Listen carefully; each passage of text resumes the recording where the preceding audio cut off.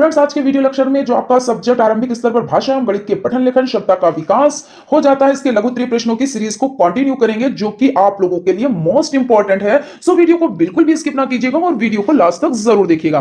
तो चलते हैं आज की सीरीज का फर्स्ट नंबर क्वेश्चन देख लेते हैं। क्वेश्चन आपका हो जाता है, सम तथा विषम संख्याओं में उदाहरण सहित अंतर स्पष्ट कीजिए। तो सम संख्या आप लोग सभी लोग जानते हैं कि जो संख्याएं दो से विभाजित हो जाती है, दो से कट जाती है, वो क्या होती है? वो सम संख्याएं कहलाती हैं। तो देख लेते हैं, कोई भी संख्या जो दो से विभाजित हो सम संख्या कहलाती है, या वे संख्याएं जिन्हें दो भागों या समूहों में विभाजित किया जा सकता है सम संख्याएं कहलाती है। जैसे 2, 4, 6, 8, 10, 12 इस तरह से संख्याएं हो जाती हैं। विषम संख्या ऐसी कोई भी संख्या जो दो से पूर्णतः विभाजित ना हो, उन्हें विषम संख्या कहते हैं। जिस संख्या के अंत में 1, 3, 5, 7, 9, अब देखिए ये 2 से विभाज्य नहीं हो रहा है, 3 और 9 आपका है, लेकिन ये 3 से विभाज्य हो रहा है, 3 से विभाज्य हो रहा है, लेकिन ये 2 से नहीं हो रहा है, इसलिए ये विषम में आता है। ठीक है ना।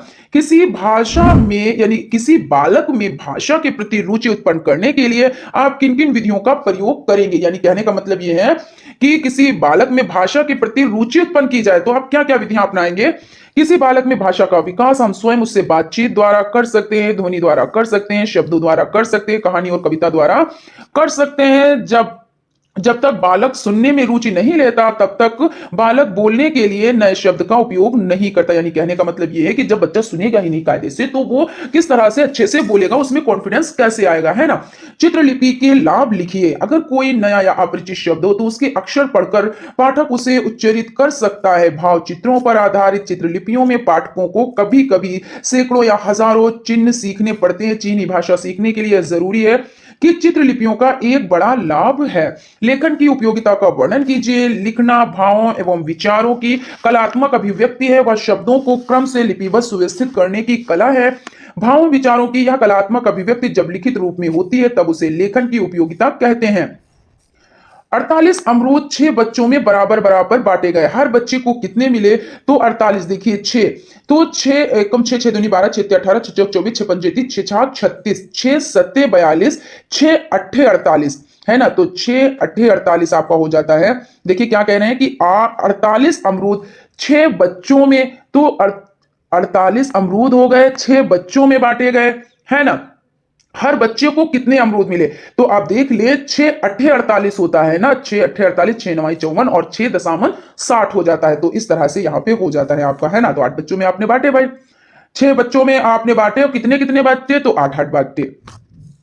बच्चों को हासिल सहित जोड़ किस प्रकार सिखाना चाहिए? बच्चों को हम तीलियों और बंडल के माध्यम से जोड़ करना सिखाएंगे, क्योंकि जब बच्चों को आप जोड़ सिखाएंगे ना, तो जैसे आपने तीलियां रख ली तो उसमें इस तरह से आपने बच्चों को सिखाया कि देखिए ये जो तीली है ये माइनस की, ये प्लस, यानी जोड़ घटाना, फिर इसे तीली को इस तरह रख दिया, फिर ऐसे करके कुछ रख दिया, तो ये सारे निशान आपने बच्चों को समझाए। फिर आपने जैसे मार्बल्स हो जाते हैं, पत्थर छोटे छोटे हो जाते हैं, कंकड़ हो जाते हैं, उनसे आप बच्चों को जोड़ का पार्ट, गुणे का, ये सब सिखा सकते हैं, भाग का भी सिखा सकते हैं कि ये 6 हैं या 8 हैं, आपके पास मार्बल्स, इसमें आप दो दो सबको बांट दो, तो अब बताओ कितने कितने आए, कितने लोगों को मिले। तो बच्चों को पता है कि हमने दो दो बांटे यानी 4 लोगों को मिले। तो इस तरह से आप बच्चों को बहुत अच्छे से सिखा सकते हैं। उसके बाद आपका हो जाता है सरल वाक्य से आप क्या समझते हैं? जिनमें केवल एक ही कर्ता क्रिया होता है या एक ही उद्देश्य होता है, तो उसे क्या कहते हैं? तो उसे सरल वाक्य कहते हैं। जैसे राम पुस्तक पढ़ता है ना, तो ये क्या हो गया? ये सरल वाक्य हो गया। पठन किसे कहते हैं? स्पष्ट कीजिए। तो पठन अंग्रेजी शब्द रीडिंग का हिंदी रूपांतरण है। पठन का शाब्दिक अर्थ है पढ़ना।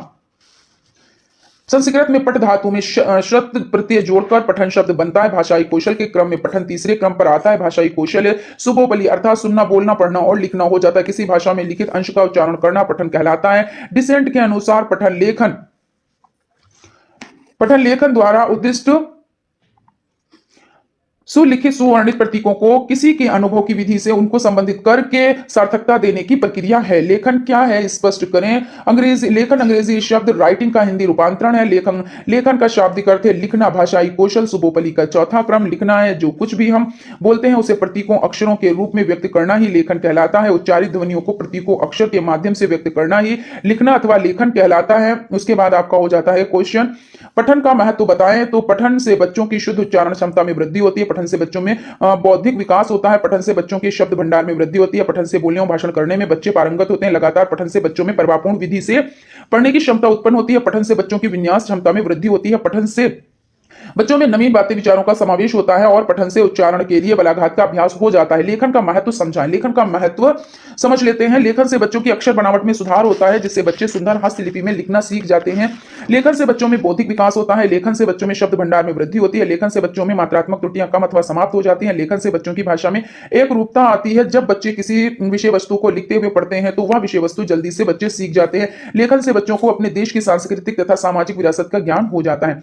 आरंभिक स्तर पर भाषा शिक्षण का उद्देश्य बताएं तो आरंभिक स्तर पर भाषा शिक्षण के उद्देश्य हो जाते हैं बच्चों को अक्षर का ज्ञान कराना, बच्चों को अक्षर बनाना सिखाना, शुद्ध पढ़ना एवं लिखना बताना, व्याकरण का ज्ञान कराना, बच्चों में शुद्ध मात्रा लगाते हुए लिखने तथा पढ़ने के क्षमता का विकास करना, धारा प्रवाह लिखना एवं पढ़ना सिखाना, बच्चों की शुद्ध शब्द भंडार में वृद्धि करना, बच्चों में गद्य एवं पद्य को सुनिश्चित रूप से पढ़ने की क्षमता का विकास करना। इस तरह से हो जाते हैं। उसके बाद आपका क्वेश्चन है, आरंभिक स्तर पर बच्चों की लेखन क्षमता में विकास आप कैसे करेंगे? तो आरंभिक स्तर पर बच्चों की लेखन क्षमता का विकास, आरंभिक स्तर पर बच्चों में लेखन क्षमता का विकास करने के लिए निम्नलिखित उपाय किए जा सकते हैं।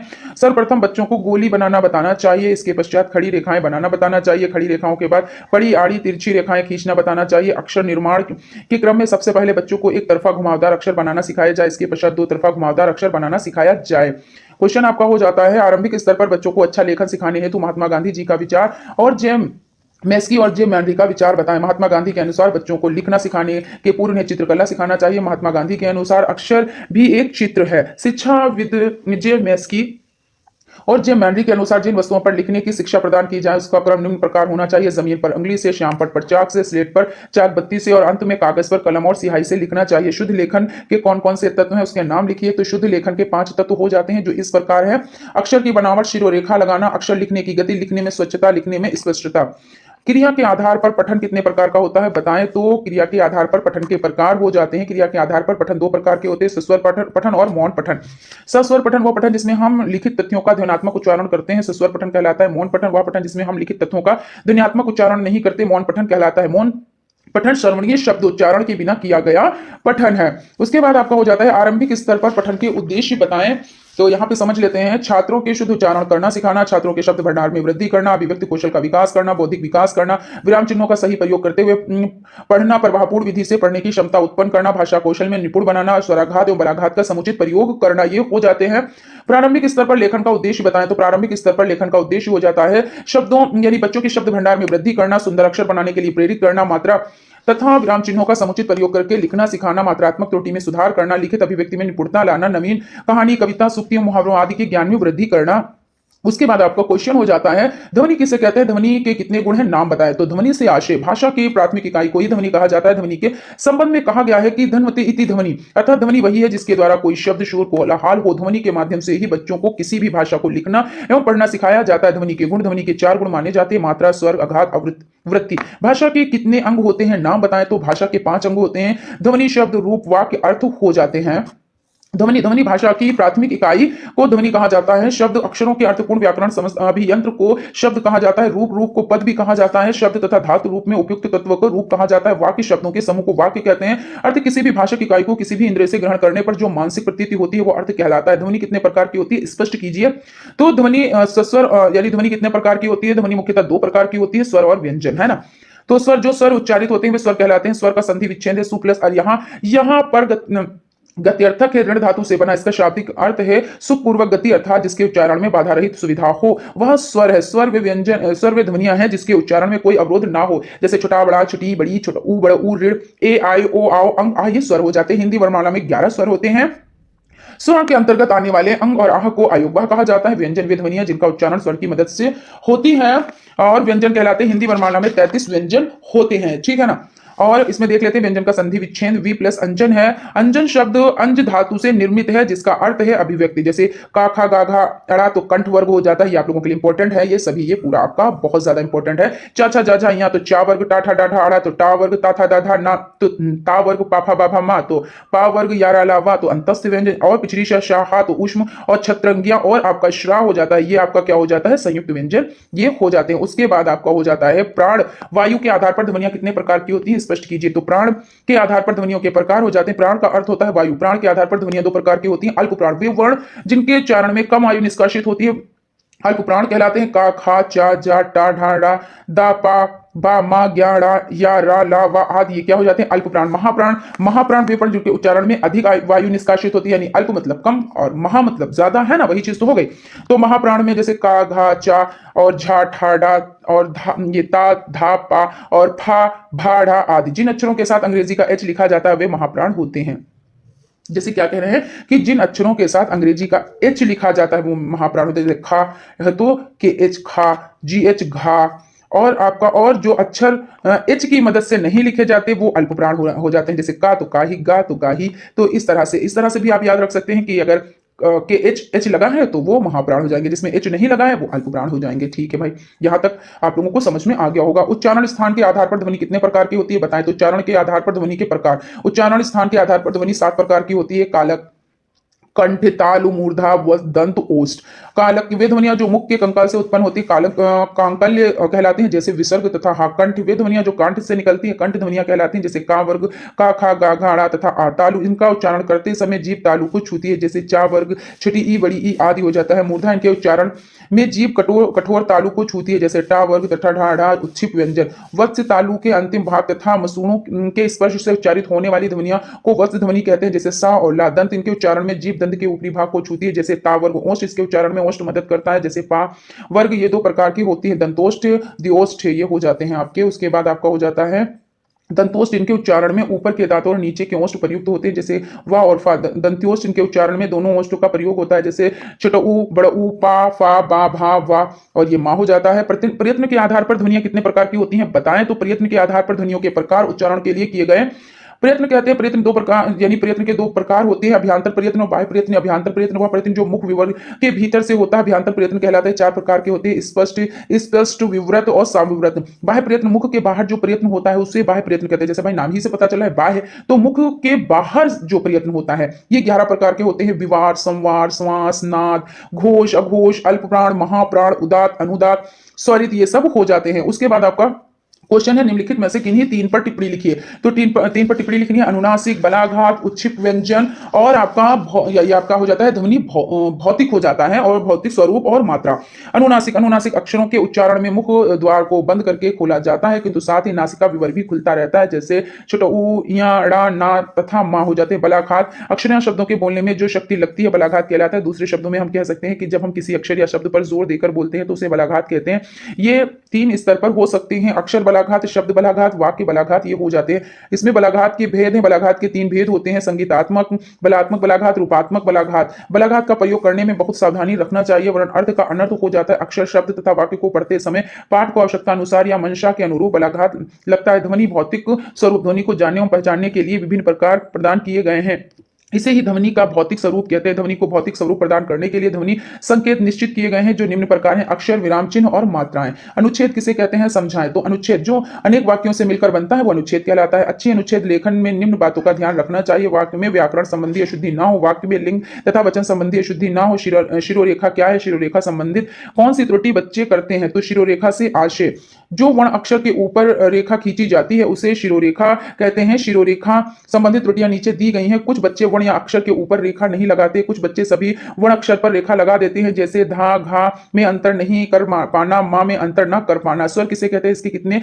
भेद होते हैं? तो स्वर देखिए आपके हो जाते हैं, स्वरवेद ध्वनियां होती हैं जो बिना बाधा के उच्चारित होती हैं, या जो वर्ण बिना किसी अन्य वर्ण की सहायता से बोले जाते हैं उन्हें स्वर कहा जाता है। स्वर के भेद, स्वर के निम्न भेद होते हैं, ह्रस्व स्वर, दीर्घ स्वर, मिश्रित स्वर। ह्रस्व स्वर जिन स्वरों के उच्चारण में कम समय लगता है उन्हें ह्रस्व स्वर कहा जाता है। ह्रस्व स्वर 5 हैं, छोटा आ, छोटी ई, छोटा ऊ, ऋण और लिर। दीर्घ स्वर जिन स्वरों के उच्चारण में ह्रस्व स्वर से दोगुना समय लगता है उन्हें दीर्घ स्वर कहते हैं। दीर्घ स्वरों की संख्या 4 है, बड़ा आ, बड़ी ई, बड़ा ऊ, ऋण।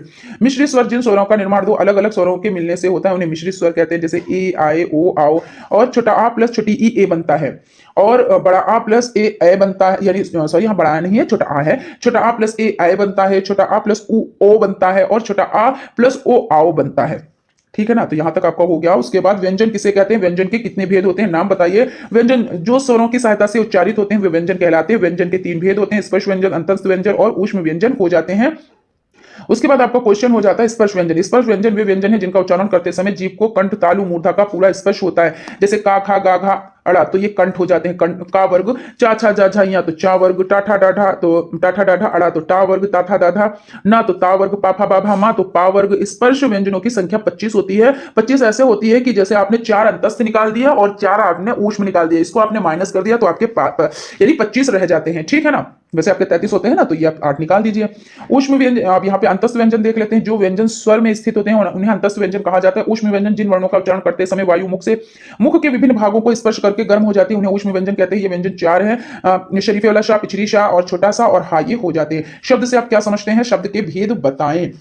तो अक्षर अथवा अक्षरों से निर्मित सार्थक एवं सतत ध्वनि अथवा ध्वनि समूह को क्या कहते हैं, तो समूह को शब्द कहते हैं। शब्द भेद 2 प्रकार के होते हैं, सार्थक और निरर्थक। सार्थक जिन शब्दों का कुछ अर्थ होता है उनको सार्थक शब्द कहते हैं, जैसे घर, नगर में, आप, विद्यालय आदि हो जाते हैं। निरर्थक जिन शब्दों का कोई अर्थ नहीं होता उनको निरर्थक शब्द कहते हैं, जैसे धम, फटाफट, फटूटन इत्यादि। बनावट के आधार पर शब्दों के भेद, बनावट के आधार पर शब्दों के भेद माने जाते हैं रूढ़, यौगिक और योग रूढ़। रूढ़ शब्द उनको कहते हैं जो शब्द के योग से बने नहीं बनते हैं, जैसे आम, हाथ, कान, कलम इत्यादि। यौगिक जो शब्दों के योग से बनते हैं उन्हें यौगिक को कहते हैं, जैसे विद्यार्थी, छात्रावास। योग ऋण जो शब्द 2 अथवा 2 से अधिक शब्दों के योग से बनते हैं पर अपना सामान्य अर्थ छोड़कर कोई विशेष अर्थ व्यक्त करते हैं उन्हें योग ऋण कहते हैं, जैसे पंकज। उत्पत्ति के आधार पर शब्दों के भेद, उत्पत्ति के आधार पर शब्दों के निम्नलिखित भेद माने जाते हैं, तद्भव शब्द, तत्सम शब्द, देशज शब्द और विदेशी शब्द, ये हो जाते हैं। अर्थ के आधार पर शब्दों के भेद।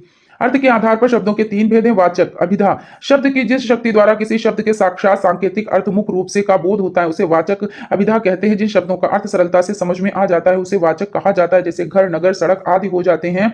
लक्षणिक वे शब्द जिनका सीधा शाब्दिक अर्थ न लेकर प्रयोजन वश दूसरा अर्थ प्रयोग किया जाता है वे लक्षणा शब्द कहलाते हैं। व्यंजक, व्यंजना। व्यंजन वे शब्द होते हैं जिनका न वाच्यार्थ लिया जाता है न लक्ष्यार्थ। इन दोनों में उनका अर्थ भिन्न होता है, जैसे कोई चोर रात में अपने एक साथी से कहता है रात कितनी अंधेरी है। वर्ण किसे कहते हैं, वर्ण के भेद बताएं तो वर्ण को अक्षर भी कहते हैं। अक्षर शब्द का अर्थ होता है अनाशवान, अतः वर्ण अखंड मूल ध्वनि का नाम है। वर्ण किसी शब्द का वह खंड है जिसे खंड नहीं किया जा सकता, अर्थात जिसका विभाजन नहीं किया जा सकता। प्रत्येक वर्ण की ध्वनि अपना एक विशेष आकार रखती है, इसी आकार को वर्ण कहते हैं। प्रत्येक भाषा में कई वर्ण होते हैं। हिंदी की लिपि का नाम देवनागरी है, ये तो आप सभी लोगों को पता है और बहुत बार इस पर डिस्कस कर चुके हैं ना। छोटा आ बड़ा आ, छोटी ई बड़ी ई और छोटा ऊ बड़ा ऊ, ऋण लिर ए आए ओ आओ अंग आह, का खा गा घा अड़ा चा छा जा झा या टा ठा डा ढा अड़ा ता था दा धा ना, पा फा बा भा मा और या रा ला वा। पिछड़ी शाह, ये शरीफे वाला शाह, पिछड़ी शाह, फिर शाह, हा छत रंगिया। वर्ण भेद स्वर व्यंजन। उपभेद हरस्व यानी दीर्घ प्लुत। उपभेद स्पर्श अंतस्थ ऊष्म, ये हो जाते हैं। स्वर वे वर्ण जिनके उच्चारण हेतु किसी दूसरे वर्ण की सहायता की आवश्यकता नहीं होती स्वर कहलाते हैं। हिंदी वर्णमाला में स्वरों की संख्या 11 है। छोटा आ बड़ा आ, छोटी ई बड़ी ई, छोटा ऊ बड़ा ऊ, ऋण लिर ए आए ओ आओ और इनमें आ छोटा आ, छोटी ई, छोटा ऊ, ऋण और लिर हरस स्वर है, वही बड़ा आ बड़ी ई बड़ा ऊ, ऋण लिर ए ओ आओ दीर्घ स्वर है। व्यंजन जिन वर्णों का उच्चारण स्वरों की सहायता के बिना नहीं हो पाता है वो व्यंजन वर्ण के अंतर्गत आते हैं। वर्णमाला में स्वरों को निकाल देने पर शेष वर्ण का, खा आदि व्यंजन। हिंदी वर्णमाला में व्यंजन 33 होते हैं। का से लेकर मा तक व्यंजन वर्ण कुल 5 वर्णों में विभाजित है। देखिए का वर्ग, चा वर्ग, टा वर्ग, ता वर्ग और पा वर्ग, ये आपके देखिए ये का वर्ग में आते हैं, चा वर्ग में आते हैं, टा वर्ग में आते हैं और ये ता वर्ग में और ये पा वर्ग। देखिए पा फा जैसे होंठ दोनों टकरा रही है तो पा वर्ग में आ जाता है। ता था यानी दांत, जीभ जो है दांतों से टकरा रही है तो ये ता हो जाता है। का खा यानी का जब बोले तो कंठ, ऐसा है ना, और चा का हो जाता है और ये टा हो जाता है। इस तरह से हो जाता है या रा ला वा और ये क्या है, ये अंतस्थ हो जाते हैं और शा शा शा और ये ऊष्म हो जाते हैं। छत्रंगिया संयुक्त व्यंजन हो जाते हैं। छत्रंगिया ये 3 वर्गों के ये छत्रंगिया ये 3 वर्णों के योग से बने होते हैं। अब इसमें देख लेते हैं आप, देखिए का हलंत प्लस पिछड़ी शा तो छतरी वाला छा, ता प्लस रा तो त्रा, जा प्लस यहाँ तो ज्ञा। इसके अतिरिक्त अनुस्वार चंद्र बिंदु, अनुस्वार यानी एक ना तो यानी चंद्र बिंदु और अनुनासिक यानी चांद पूरा चंद्र बिंदु। ये देखिए अनुस्वार यानी एक बिंदु, यहां पे आप इसको समझ लें इससे। अनुस्वार यानी एक बिंदु, अनुनासिक यानी चांद और बिंदु, विसर्ग यानी 2 बिंदु व्यंजन के अंतर्गत समझे जाते हैं। ये किसके अंतर्गत समझे जाते हैं, तो ये व्यंजन के अंतर्गत समझे जाते हैं। हिंदी वर्णमाला कुल अक्षर 52 है, 11 स्वर और 33 व्यंजन है। अब देख लेते हैं निम्नलिखित पर संक्षिप्त टिप्पणी लिखे रामचंद्र शुक्ल जी पर, महादेवी वर्मा जी पर, हरिवंश राय बच्चन जी पर और धर्मवीर भारती जी पर। इन पे सब पे देख लेते हैं। तो सबसे पहले रामचंद्र रामचंद्र शुक्ल जी पर देख लेते हैं। आचार्य रामचंद्र शुक्ल का जन्म बस्ती जिले के अगुना ग्राम नामक ग्राम में सन 1884 ईस्वी में हुआ था। आप काशी हिंदू विश्वविद्यालय में हिंदी विभाग के अध्यक्ष थे। हिंदी के सर्वश्रेष्ठ समीक्षक तथा हिंदी साहित्य के इतिहास लेखन के रूप में शुक्ल जी प्रसिद्ध हैं। शुक्ल जी ने मनोविज्ञान के विषय को लेकर श्रेष्ठ निबंधों की रचना की। आपके निबंधों के विषय में विवेचन के साथ ही आपके व्यक्तित्व की छाप भी रहती है। तर्क वितर्क भाव और विचार मनोविज्ञान और साहित्य शास्त्र का संतुलन इनके निबंधों से है। रचनाएं हो जाती हैं हिंदी साहित्य का इतिहास, यानी जायसी ग्रंथावली, तुलसीदास, चिंतामणि, नागरी प्रचारणी पत्रिका आदि हो जाती हैं। महादेवी वर्मा जी के बारे में जान लेते हैं। तो महादेवी वर्मा जी का जन्म सन 1907 ईस्वी में फर्रुखाबाद में हुआ था। इनके पिता का नाम श्री गोविंद प्रसाद एवं माता का नाम हेमरानी वर्मा था। आपकी माता हिंदी की विदुषी महिला थी और सरल स्वभाव की थी। महादेवी वर्मा जी ने गद्य और पद्य दोनों में योगदान दिया था। आपने प्रारंभिक शिक्षा मध्य प्रदेश में इंदौर से प्राप्त कर उच्च शिक्षा इलाहाबाद से पूर्व की यानी पूर्ण की। उत्तर प्रदेश सरकार द्वारा इन्हें भारत भारती पुरस्कार दिया गया। राष्ट्रपति द्वारा आपको पद्मश्री की उपाधि भी दी गई थी। आपका देवसान सन 1987 ईस्वी में प्रयाग में हो गया था। रचनाएं स्मृति की रेखाएं, अतीत के चलचित्र पथ के साथ ही मेरा परिवार, चांदपतिका, दीपशिखा, यामा, निहार, रश्मि आदि हो जाते हैं। हरिवंश राय बच्चन, डॉक्टर हरिवंश राय बच्चन जी का जन्म 27 नवंबर 1907 ईस्वी को प्रयाग में हुआ था। आपका साहित्य में योगदान स्मरणीय है। आपने काव्य, आत्मकथा आदि में से संबंधित कई रचनाएं की। इनकी रचनाओं में मधुशाला, मधुबाला आदि और मधुकलश ये सभी सुप्रसिद्ध हैं। धर्मवीर भारती जी के बारे में जान लेते हैं। तो धर्मवीर भारती का जन्म 25 दिसंबर 1926 ईस्वी को हुआ था। अपने इलाहाबाद विश्वविद्यालय में MA.D फिल करने के बाद वहीं हिंदी विभाग में प्रधानाध्यापक नियुक्त हुए। फिर धर्मवीर को साहित्य साप्ताहिक पत्रिका के संपादन होकर मुंबई चले गए। धर्मवीर भारती नई कविता के श्रेष्ठ कवि माने जाते हैं। इसके अलावा ये उपन्यासकार, कहानीकार और निबंधकार भी हैं। आपका निधन सन 1989 ईस्वी में हो गया था। रचनाएं, कृतियां, अंधा युग, गुनाहों का देवता, सूरज का सातवां घोड़ा, गुल की बन्नो, बंद गली का आखिरी मकान आदि हो जाते हैं। निम्न कवि लेखकों को संक्षिप्त परिचय दीजिए। यहाँ पे देख लेते हैं। सच्चिदानंद, हीरानंद, वात्सायन, अज्ञेय, गिरिजा कुमार माथुर। सच्चिदानंद, हीरानंद, वात्सायन हो जाते हैं यानी अज्ञेय। अज्ञेय आधुनिक हिंदी कविता के श्रेष्ठ रचनाकार माने जाते थे। इनका जन्म 1911 ईस्वी में कुशीनगर जनपद में हुआ था। अज्ञेय जी आधुनिक कविता के श्रेष्ठ कवि, श्रेष्ठ कथाकार, निबंधकार और गद्य की विभिन्न विधाओं में रचना करने वाले साहित्यकार थे। बाबरा, अहेरी, आंगन के पार द्वार, कितनी नावों में कितनी बार, सागर, मुद्रा, शेखर, एक जीवनी, नदी के द्वीप आदि आपके प्रसिद्ध ग्रंथ थे। आपका निधन 4 अप्रैल सन 1987 ईस्वी को हुआ था। गिरिजा कुमार माथुर। गिरिजा कुमार माथुर का जन्म 1919 में अशोकनगर मध्य प्रदेश में हुआ था। मंजीर, नाश और निर्माण, धूप के धान, शिलापंख, चमकीले आदि प्रसिद्ध काव्य रचनाएं इनकी कविताओं में देश प्रेम, प्रकृति प्रेम और मानव प्रेम समाहित है। सन 1994 ईस्वी में इनका निधन हो गया था। निम्न पर संक्षिप्त टिप्पणी लिखिए। प्रेमचंद्र, जयशंकर प्रसाद, मैथिली शरण गुप्त, भारतेंदु हरिश्चंद्र, सुमित्रा नंदन पंत, रामधारी सिंह दिनकर। तो प्रेमचंद्र आपका हो जाता है, जो प्रेमचंद्र जी हो जाते हैं, इन पर देख लेते हैं। प्रेमचंद्र का जन्म वाराणसी जिले के लमही गांव में 31 जुलाई सन 1880 ईस्वी को हुआ था। इन्होंने BA तक शिक्षा प्राप्त की थी। इन्हें उर्दू का विशेष ज्ञान था। जीवन संघर्ष से जूझते हुए ये एक स्कूल अध्यापक से सब इंस्पेक्टर के पद तक पहुंचे। इनका बचपन का नाम धनपत राय था, किंतु उर्दू में वे नवाब राय के नाम से कहानी लिखते थे। किस नाम से? तो नवाब राय के नाम से। हिंदी पत्र पत्रिकाओं में इनकी रचनाओं को अत्यधिक महत्व दिया गया। उपन्यासकार, कहानीकार, संपादक, अनुवादक, नाटककार, निबंध लेखक आदि के रूप में प्रेमचंद प्रतिष्ठित हुए। 8 अक्टूबर 1936 ईस्वी को इनका निधन हो गया। रचनाएं एवं कृतित्व: सप्त सरोज, नवनिधि, प्रेम पूर्णिमा, बड़े घर की बेटी, लाल फीता, नमक का दरोगा, प्रेम पचीसी, प्रेम प्रसून, प्रेम द्वादशी, प्रेम प्रमोद, प्रेम तीर्थ, प्रेम चतुर्थी, प्रेम प्रतिज्ञा, सप्त सुमन, प्रेम पंचमी, प्रेरणा, समर, यात्रा, पंचप्रसून, नवजीवन आदि। उपन्यास: देवासदन, प्रेमश्रेय, निर्मला, रंगभूमि, कायाकल्प, गबन, कर्मभूमि, गोदान, मंगलसूत्र, ये अपूर्ण है, ये नहीं पूरी हो पाई थी। नाटक: संग्राम, करबला, प्रेम की वेदी आदि हो जाते हैं। भाषा शैली: प्रेमचंद्र का विशाल कहानी साहित्य मानव प्रकृति, मानव इतिहास तथा मानवता के हृदयस्पर्शी एवं कल्याणपूर्ण चित्रों से परिपूर्ण है। इनकी कहानियों में लोक जीवन के विविध पक्षों का मार्मिक चित्रण किया गया है। शतरंज के खिलाड़ी, पूस की रात, रानी सारंधा तथा आत्माराम इनकी प्रसिद्ध कहानियां हैं। जयशंकर प्रसाद जीवन परिचय: छायावाद के आधार स्तंभ। जयशंकर प्रसाद का जन्म सुगनी साहू नामक वैश्य परिवार में सन 1889 ईस्वी में हुआ था। इनके पिता का नाम श्री देवी प्रसाद था। वे साहित्य प्रेमी व्यक्ति थे। अल्पआयु में ही प्रसाद जी के माता पिता का निधन और 17 वर्ष की अवस्था में बड़े भाई का देवसान हो गया था। वे महान कवि और प्रतिभाशाली कथाकार थे। कामायनी महाकाव्य पर उन्हें मंगला प्रसाद पारितोषिक से सम्मानित किया गया था। जीवन संघर्ष से जूझते हुए 48 वर्ष की अल्पायु में ही 14 जनवरी 1937 ईस्वी को इनकी मृत्यु हो गई। कृतियां एवं रचनाएं: जयशंकर प्रसाद जी एक श्रेष्ठ कवि, नाटककार, निबंधकार और आलोचक थे। चित्राधार, कानन, कुसुम, करुणालय, महाराणा का महत्व, प्रेम पथिक, आंसू, लहर, कामायनी इनकी महत्वपूर्ण काव्य कृतियां हैं। नाटक: चंद्रगुप्त, स्कंदगुप्त, अजातशत्रु, राजश्री, विशाख, ध्रुवसामनी, जय में जय का नाग यज्ञ, एक घूट आदि इनके प्रमुख नाटक है। उपन्यास कंकाल, तितली आदि हो जाते हैं। कहानी आकाशदीप, इंद्रजाल, प्रतिध्वनि, आंधी छाया, सलीम ग्राम आदि हो जाते हैं। मैथिली शरण गुप्त, जीवन परिचय। मैथिली शरण गुप्त का जन्म 3 अगस्त 1886 ईस्वी को चिरगांव जनपद झांसी में हुआ था। पिता का नाम रामचरण था। गुप्त जी का 12 दिसंबर सन 1964 ईस्वी को स्वर्गवास हो गया। कृतियां और रचनाएं: साकेत, यशोधरा, द्वापर, जय भारत, पंचवटी, साकेत, भारत भारती, झंकार, जयद्रथ वध, त्रिपतगा, कुणाल, गीत, विश्व वेदना, विष्णुप्रिया, सिद्धराज, हिडिंबा, रंग में भंग, किसान आदि, चंद्रहास, तिलोत्तमा तथा अनक गीत नाट्य। उनका काव्य सप्तम शिवम सुंदरम का प्रतीक है। भारतेंदु हरिश्चंद्र, जीवन परिचय। भारतेंदु हरिश्चंद्र का जन्म काशी में 9 सितंबर सन 1850 ईस्वी में हुआ था। इनके पिता बाबू गोपाल चंद्र अच्छे कवि थे। बाल्यावस्था में ही इनके माता पिता का निधन हो गया। 6 जनवरी सन 1885 ईस्वी में लगभग 34 वर्ष माह की अल्पायु में ही इनकी मृत्यु हो गई। कृतियां एवं रचनाएं: भक्ति सर्वस्त्र, प्रेम माधुरी, प्रेम तरंग, प्रेमाश्रय वर्णन, दान लीला, प्रेम सरोवर, कृष्ण चरित्र, प्रेम मालिका, भारत वीरत्व, विजय वल्लरी, विजयवनी, विजय पताका, बंदर सभा, बकरी विलाप, ये सब हो जाते हैं। उसके बाद क्वेश्चन आपका हो जाता है जीवन सुमित्रा नंदन पंत जी के बारे में। आप देखना है जीवन परिचय। सुमित्रा नंदन पंत का जन्म उत्तराखंड राज्य के अल्मोड़ा यहाँ पे जनपदांतर्गत कोसानी नामक ग्राम में 20 मई सन 1900 ईस्वी को हुआ था।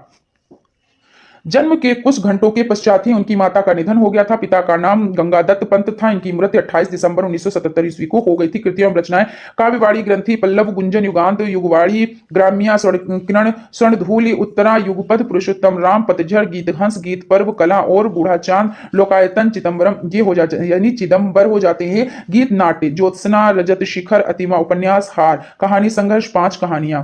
रामधारी सिंह दिनकर, जीवन परिचय। रामधारी सिंह दिनकर का जन्म बिहार के मुंगेर अब मुंगेर सराय जनपद के सिमरिया नामक ग्राम में 30 दिसंबर 1908 ईस्वी को हुआ था। पिता का नाम श्री रवि सिंह और माता का नाम श्रीमती मनरूप देवी था। 24 अप्रैल सन 1974 ईस्वी को इनकी मृत्यु हो गई। काव्य और रचनाएं: प्रणभंग, रेणुका, हुंकार, बारदूला, विजय, धूप छांव, बापू, इतिहास के आंसू, मिर्च का मजा, दिल्ली, रश्मि रथी, नीम के पत्ते, नील कुसुम, चक्रवाल, नए सुभाषित, हिमालय, धरा के उस पार, परशुराम की प्रतीक्षा, आत्मा की आंखें, हारे को हरिनाम, सीपी और शंख, धूप और धुआं, सामधेनी, रसवंती, गीत, कलिंग, विजय, कुरुक्षेत्र, उर्वशी आदि हो जाते हैं। निम्नलिखित शब्दों के समानार्थी पर्यायवाची शब्द लिखिए। अग्नि, अश्व, आकाश, आंख, आम, इंद्र, ईश्वर, कमल, कपड़ा, कोयल, खग। तो इसमें देख लेते हैं, यहां पे आपका हो जाता है अग्नि।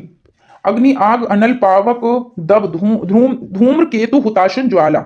अश्व है, तुरंग, घोटक, घोड़ा, आकाश, नभ, अंबर, व्योम, शून्य, पुष्कर, गगन, आंख, लोचन, नयन, नेत्र, विलोचन, अंबक, आम, आम्र, पिकंबु, अमृतफल, फल श्रेष्ठ, रसाल। इंद्र, सुरपति, शक, पुरंदर, सुरेंद्र, सुरेश। ईश्वर, भगवान, परमेश्वर, परमात्मा, जगदीश, अज, दीनानाथ। कमल, उपम, अरविंद, पंकज, अंभोज, राजीव, नीरज, जलज, कोगनद, वारिज। कपड़ा, चीर, परिधान, पट, अंबर, वस्त्र। कोयल, पिक, कोकिल, श्याम, काकपाली, कल, घोष, खग, विहग, विहंग, पक्षी, चिड़िया, पखेरु। गणेश, विनायक, एकदंत, गजानन, लंबोदर, गणपति, गजबदन, गौरी सुत, गंगा, भागीरथी, सुरसरी, मंदाकिनी, देवनदी, जाहवी, अलकनंदा। गृह, सदन, भवन, मंदिर, निकेतन, ओक, मकान, घर, गाय, गौरी, गौ, धेनु, गैया, गौ, सुरभि। चंद्रमा, निशा, नाथ, इंदु, शशि, सुधाकर, हिमांशु, निशापति, हिमकर, चपला, विद्युत, बिजली, चचला, दामिनी, तड़ित। जल, पानी, वारी, नीर, सलिल, अंबु, तोय, जीवन, जगत, संसार, भव, जक, लोक, दुनिया, विश्व, तालाब, तगाड़, सर, जलाशय, कसार, ताल, सरसी, सरोवर, पोखर, वृक्ष, तरु, विटप, पेड़, पादप, द्रुम। दिन का दिवस, वासर, वार, हन, ये सब हो जाते हैं।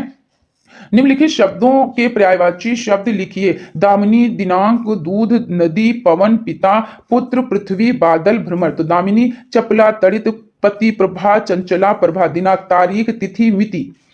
दूध, क्षीर, पय, पीयूष, गोरस, दुग्ध। नदी, सरिता, तरंगिनी, पैश्वनी, लहरी, सीर, तरंगवती, तटिया। पवन, वायु, समीर, हवा, मारुत, अनिल, प्राण, पिता, जनक, बाप, तात, वालिद। पुत्र, तनय, आत्मज, सुत, लड़का। पृथ्वी, भूमि, अचला, धरा, वसुंधरा, वसुधा, बादल, मेघ, नीरद, जलधर, जलद, पयोधर। और आपका भ्रमर का मधुकर, मधुप, अली, भृग, भौरा, मधुराज, ये हो जाते हैं। उसके बाद आपका क्वेश्चन हो जाता है निम्नलिखित शब्दों के पर्यायवाची शब्द लिखिए। माँ, मोर, यमुना, वायु, समुद्र, सरस्वती, सोना, सूर्य, हाथी, हिरण।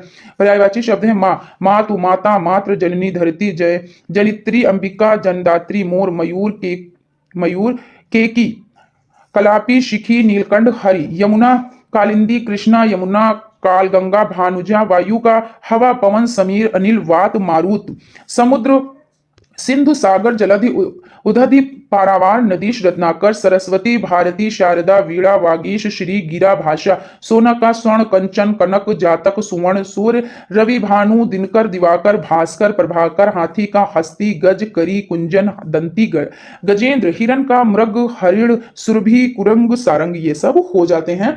उसके बाद आपका क्वेश्चन हो जाता है भाषा किसे कहते हैं। भाषा शब्द का निर्माण संस्कृत की भाष धातु से हुआ है। इस धातु का अर्थ है वाणी की अभिव्यक्ति। भाषा के माध्यम से व्यक्ति अपने भाव तथा विचार को दूसरे के समक्ष व्यक्त करता है। भाषा विचारों के आदान प्रदान का एक माध्यम होता है। भाषा की विशेषताएं लिखिए। तो भाषा की विशेषताएं, भाषा ध्वनिमय है, भाषा प्रतीकात्मक है, भाषा परिवर्तनशील है और आपका हो जाता है भाषा की क्षेत्रीय सीमा होती है। उसके बाद आपका यहाँ पे आपका पॉइंट हो जाता है भाषा के रूप। भाषा के 3 रूप होते हैं, बोलियां, परिनिष्ठित भाषा, राष्ट्रीय भाषा। बोलियां भाषा के जिन रूपों का प्रयोग साधारण जनता अपने समूह में तथा घरों में करती है उसे बोली कहते हैं। परिनिष्ठित भाषा किसी बोली को जब व्याकरण से परिनिष्ठित किया जाता है तब वह परिनिष्ठित भाषा बन जाती है, जैसे हिंदी। राष्ट्रीय भाषा किसी देश की परिनिष्ठित भाषा जब व्यापक रूप में बहुसंख्य जनता द्वारा व्यवहार से ग्रहण कर ली जाती है तब आगे चलकर राजनीति और सामाजिक शांति के आधार पर राष्ट्रीय भाषा का स्थान ले लेती है। लिपि किसे कहते हैं। देवनागरी लिपि से आप क्या समझते हैं। लिपि जिस रूप में वर्ण अक्षर लिखे जाते हैं उसे लिपि कहते हैं। हिंदी भाषा की वर्णमाला जिस लिपि में लिखी जाती है उसका नाम देवनागरी लिपि है। वर्ण अक्षर क्या है, यह कितने प्रकार का होता है। तो वर्ण अक्षर, वर्ण का दूसरा नाम अक्षर होता है। अक्षर का अर्थ है अनाशवान, अतः जिसका विभाजन नहीं किया जा सके वो वर्ण है। वर्ण अखंड मूल ध्वनि का नाम है। वर्णों के प्रकार स्वर व्यंजन। स्वर किसे कहते हैं, इसके कितने भेद हैं। वे वर्ण जिनके उच्चारण हेतु दूसरे वर्ण की जरूरत नहीं होती स्वर कहलाते हैं। स्वर के भेद। हिंदी वर्णमाला में 3 प्रकार के स्वर होते हैं। ह्रस्व स्वर, छोटा आ, छोटी ई, छोटा उ, ऋ। इसे एक मात्रिक स्वर भी कहा जाता है। इसके उच्चारण में बहुत कम समय लगता है। दीर्घ स्वर, बड़ा आ, बड़ी ई, बड़ा उ, ए, आए, ओ, आओ। दीर्घ स्वर के उच्चारण में 2 मात्रा के उच्चारण का समय लगता है। इसे द्विमात्रिक स्वर भी कहा जाता है। प्लुत स्वर, इसे त्रिमात्रिक स्वर भी कहा जाता है। इसके उच्चारण में तिगुना समय लगता है, जैसे ओम। व्यंजन क्या है, इसके भेद है। व्यंजन का अर्थ वे वर्ण जिनके उच्चारण में स्वरों की आवश्यकता पड़ती है, अर्थात जो स्वरों की सहायता से बोले जाते हैं व्यंजन कहलाते हैं। व्यंजन के भेद। व्यंजन के भेद निम्न है। स्पर्श व्यंजन वे व्यंजन कंठ, तालु, मूर्धा, दंत और ओष्ठों के स्पर्श से बोले जाते हैं, इसलिए इन्हें स्पर्श व्यंजन कहते हैं। का से लेकर मा तक सभी व्यंजन स्पर्श व्यंजन होते हैं। इनकी संख्या 25 है। अंतस्थ व्यंजन या लाभा को अंतस्थ व्यंजन कहा जाता है। इनका उच्चारण जिह्वा, मूल, तालु, दंत, ओठों के परस्पर सटाने से होता है, किंतु कहीं भी अव्यय या पूर्ण स्पर्श नहीं होता है, अतः ये चारों व्यंजन अर्ध स्वर कहलाते हैं। ऊष्म स्वर। इन व्यंजनों का उच्चारण एक प्रकार की रगड़ या घर्षण से उत्पन्न ऊष्म वायु से होता है। इनकी संख्या 4 है। शा, शा, हा और सा ऊष्म व्यंजन है। उच्चारण के आधार पर व्यंजन कितने प्रकार के होते हैं, तो उच्चारण के आधार पर व्यंजन 2 प्रकार के होते हैं। अल्प प्राण व्यंजन, जिन वर्णों का उच्चारण करते समय मुख से श्वास वायु कम मात्रा में बाहर आती है, इन्हें अल्प प्राण व्यंजन कहते हैं। वर्णों के प्रथम, तृतीय और पंचम वर्ग तथा अंतस्थ व्यंजन अल्प प्राण है। निम्नलिखित में का, गा, चा, जा, आ, टा, डा, ड़ा, ता, दा, ना, पा, बा, मा तथा या, रा, ला, वा ये हो जाते हैं महाप्राण व्यंजन। तो महाप्राण व्यंजन जिन वर्णों का उच्चारण करते समय मुख से श्वास वायु अधिक मात्रा में तथा अधिक गति से बाहर निकलती है उन्हें महाप्राण व्यंजन कहते हैं। वर्णों के द्वितीय, चतुर्थ वर्ण और ऊष्म वर्ण महाप्राण कहलाते हैं। निम्न है खा, घा, छा, चा, छा, ठा, ढा, था, धा, फा, भा, सा, शा, शा, हा ये हो जाते हैं। किन्हीं 9 रचनाकारों के 2 उपन्यासकारों के नाम बताएं तथा किन्हीं 5 रचनाकारों के 1 नाटक का नाम बताएं। यहाँ पे आपका हो जाता है आत्मकथा। हरिवंश राय बच्चन। क्या भूलूं क्या याद करूं, नीड़ का निर्माण फिर। प्रेमचंद्र गोदान, गबन, कायाकल्प, मंगलसूत्र, रंगभूमि, कर्मभूमि, सेवा सदन, प्रेमाश्रय, निर्मला। जयशंकर प्रसाद, तितली, कंकाल। अयोध्या सिंह उपाध्याय, हरिओद, अध, खिला, फूल, ठेठ हिंदी का ठाठ। फणीश्वर नाथ रेणु, मैला, आंचल, प्रति, परिकथा, दीर्घ, तपा, तीसरी कलम। भगवती चरण वर्मा, पतन, चित्रलेखा, 3 वश, टेढ़े मेढ़े रास्ते, सामर्थ्य और सीमा। राहुल सांकृत्यायन, सिंह सेनापति, मधुर स्वप्न, विस्मृत यात्री। सूर्यकांत त्रिपाठी, निराला, अप्सरा, अलका, निरूपमा, प्रभावती, सच्चिदानंद, हीरानंद, वात्सायन, अज्ञे। नदी के द्वीप, शेखर एक जीवनी सर यहाँ पे शेखर है। नाटक, जयशंकर प्रसाद, चंद्रगुप्त, अजातशत्रु, स्कंदगुप्त, रुद्र स्वामिनी, विशाख, राजश्री, सुमित्रानंदन पंत, ज्योत्सना, अयोध्या सिंह उपाध्याय, रुक्मणी, सच्चिदानंद, हीरानंद, वात्सायन, अज्ञे। उत्तर, प्रियदर्शी, भारतेंदु, हरिश्चंद्र, रत्नावली, विद्या सुंदर, मुद्रा राक्षस, भारत जन्नी, भारत दुर्दशा, अंधेर नगरी, पाखंड, विडंबन, धनंजय, विजय, कर्पूर मंजरी, वेदिकी, हिंसा न भवती। इन्हीं 10 प्रसिद्धि लेखकों की कहानियां अथवा निबंधों के नाम लिखिए। तो जयशंकर प्रसाद, आकाशदीप, आंधी प्रतिध्वनि, विशाख दत्त, राजश्री, आचार्य रामचंद्र शुक्ल, 11 वर्ष का समय, प्रेमचंद्र, नवनिधि, प्रेम पूर्णिमा, लाल फीता, नमक का दरोगा, प्रेम पचीसी, प्रेम प्रसून। राहुल सांकृत्यायन, कनेला की कथा, बहुरंगी, मधुपुरी, सप्तमी के बच्चे।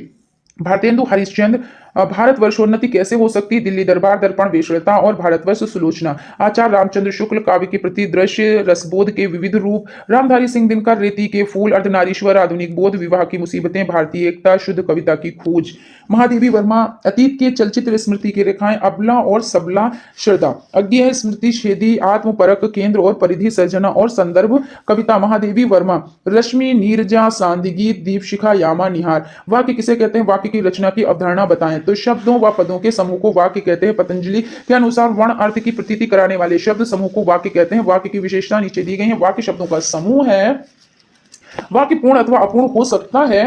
और आपका हो जाता है वाक्य भाषा की इकाई है। वाक्य में एक सामयिक क्रिया भाव अवश्य होता है। वाक्य के दो अंग होते हैं, उद्देश्य, विधेय। वाक्य की रचना की प्रमुख चार अवधारणाएं हैं, शब्द, क्रम, अव्यय, लोप, आगम।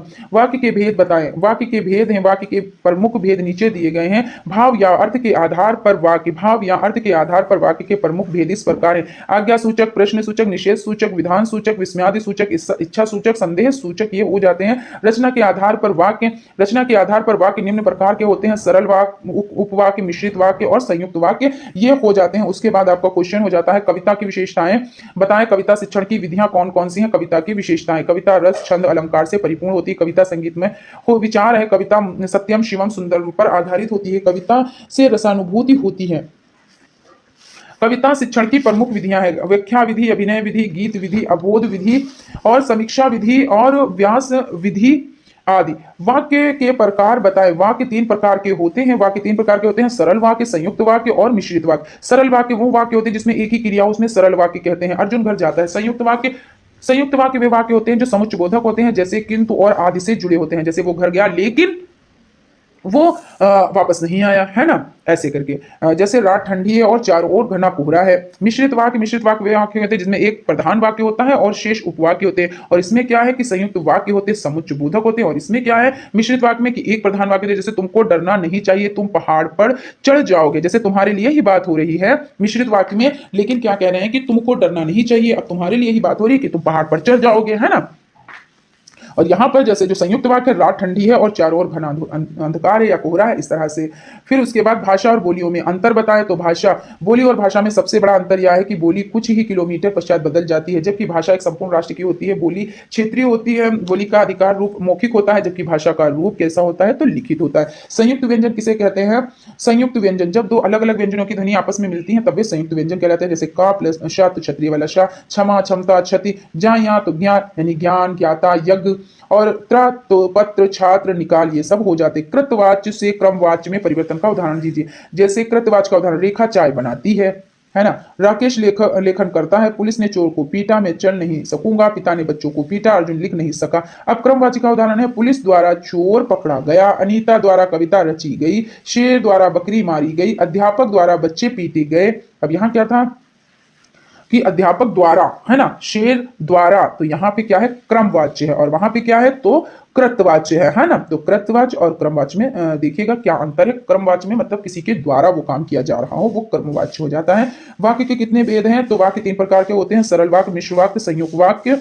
सरल वाक्य यदि किसी वाक्य में केवल एक विषय अथवा उद्देश्य हो तो वो सरल वाक्य कहलाता है। जैसे अनीता पुस्तक पढ़ती है, मोहन घर जाता है, पवन पुस्तक लिखता है। मिश्र वाक्य वो है जिसमें प्रधान वाक्यांश सामान्य हो तथा एक से अधिक उपवाक्य सम्मिलित हो। तुमको जल्दी स्कूल जाना चाहिए ताकि तुम्हारा पहला घंटा ना छूट जाए। तो ये क्या है? ये मिश्रित है कि तुम्हारे लिए ही दोनों बातें कही जा रही हैं कि तुमको जल्दी जाना चाहिए, तुम्हारा पहला घंटा छूट न जाए। संयुक्त वाक्य क्या है? संयुक्त वाक्य वह वाक्य जिसमें एक से अधिक उपवाक्य हो और वे उपवाक्य लेकिन किंतु परंतु वे यद्यपि आदि तथापि से जुड़े हों। जैसे आंधी चल रही है और सड़कों पर धूल उड़ रही है। देखिए आंधी चल रही है और दूसरा वाक्य देखिए एक उपवाक्य है, वाक्य फिर उसके बाद उपवाक्य है।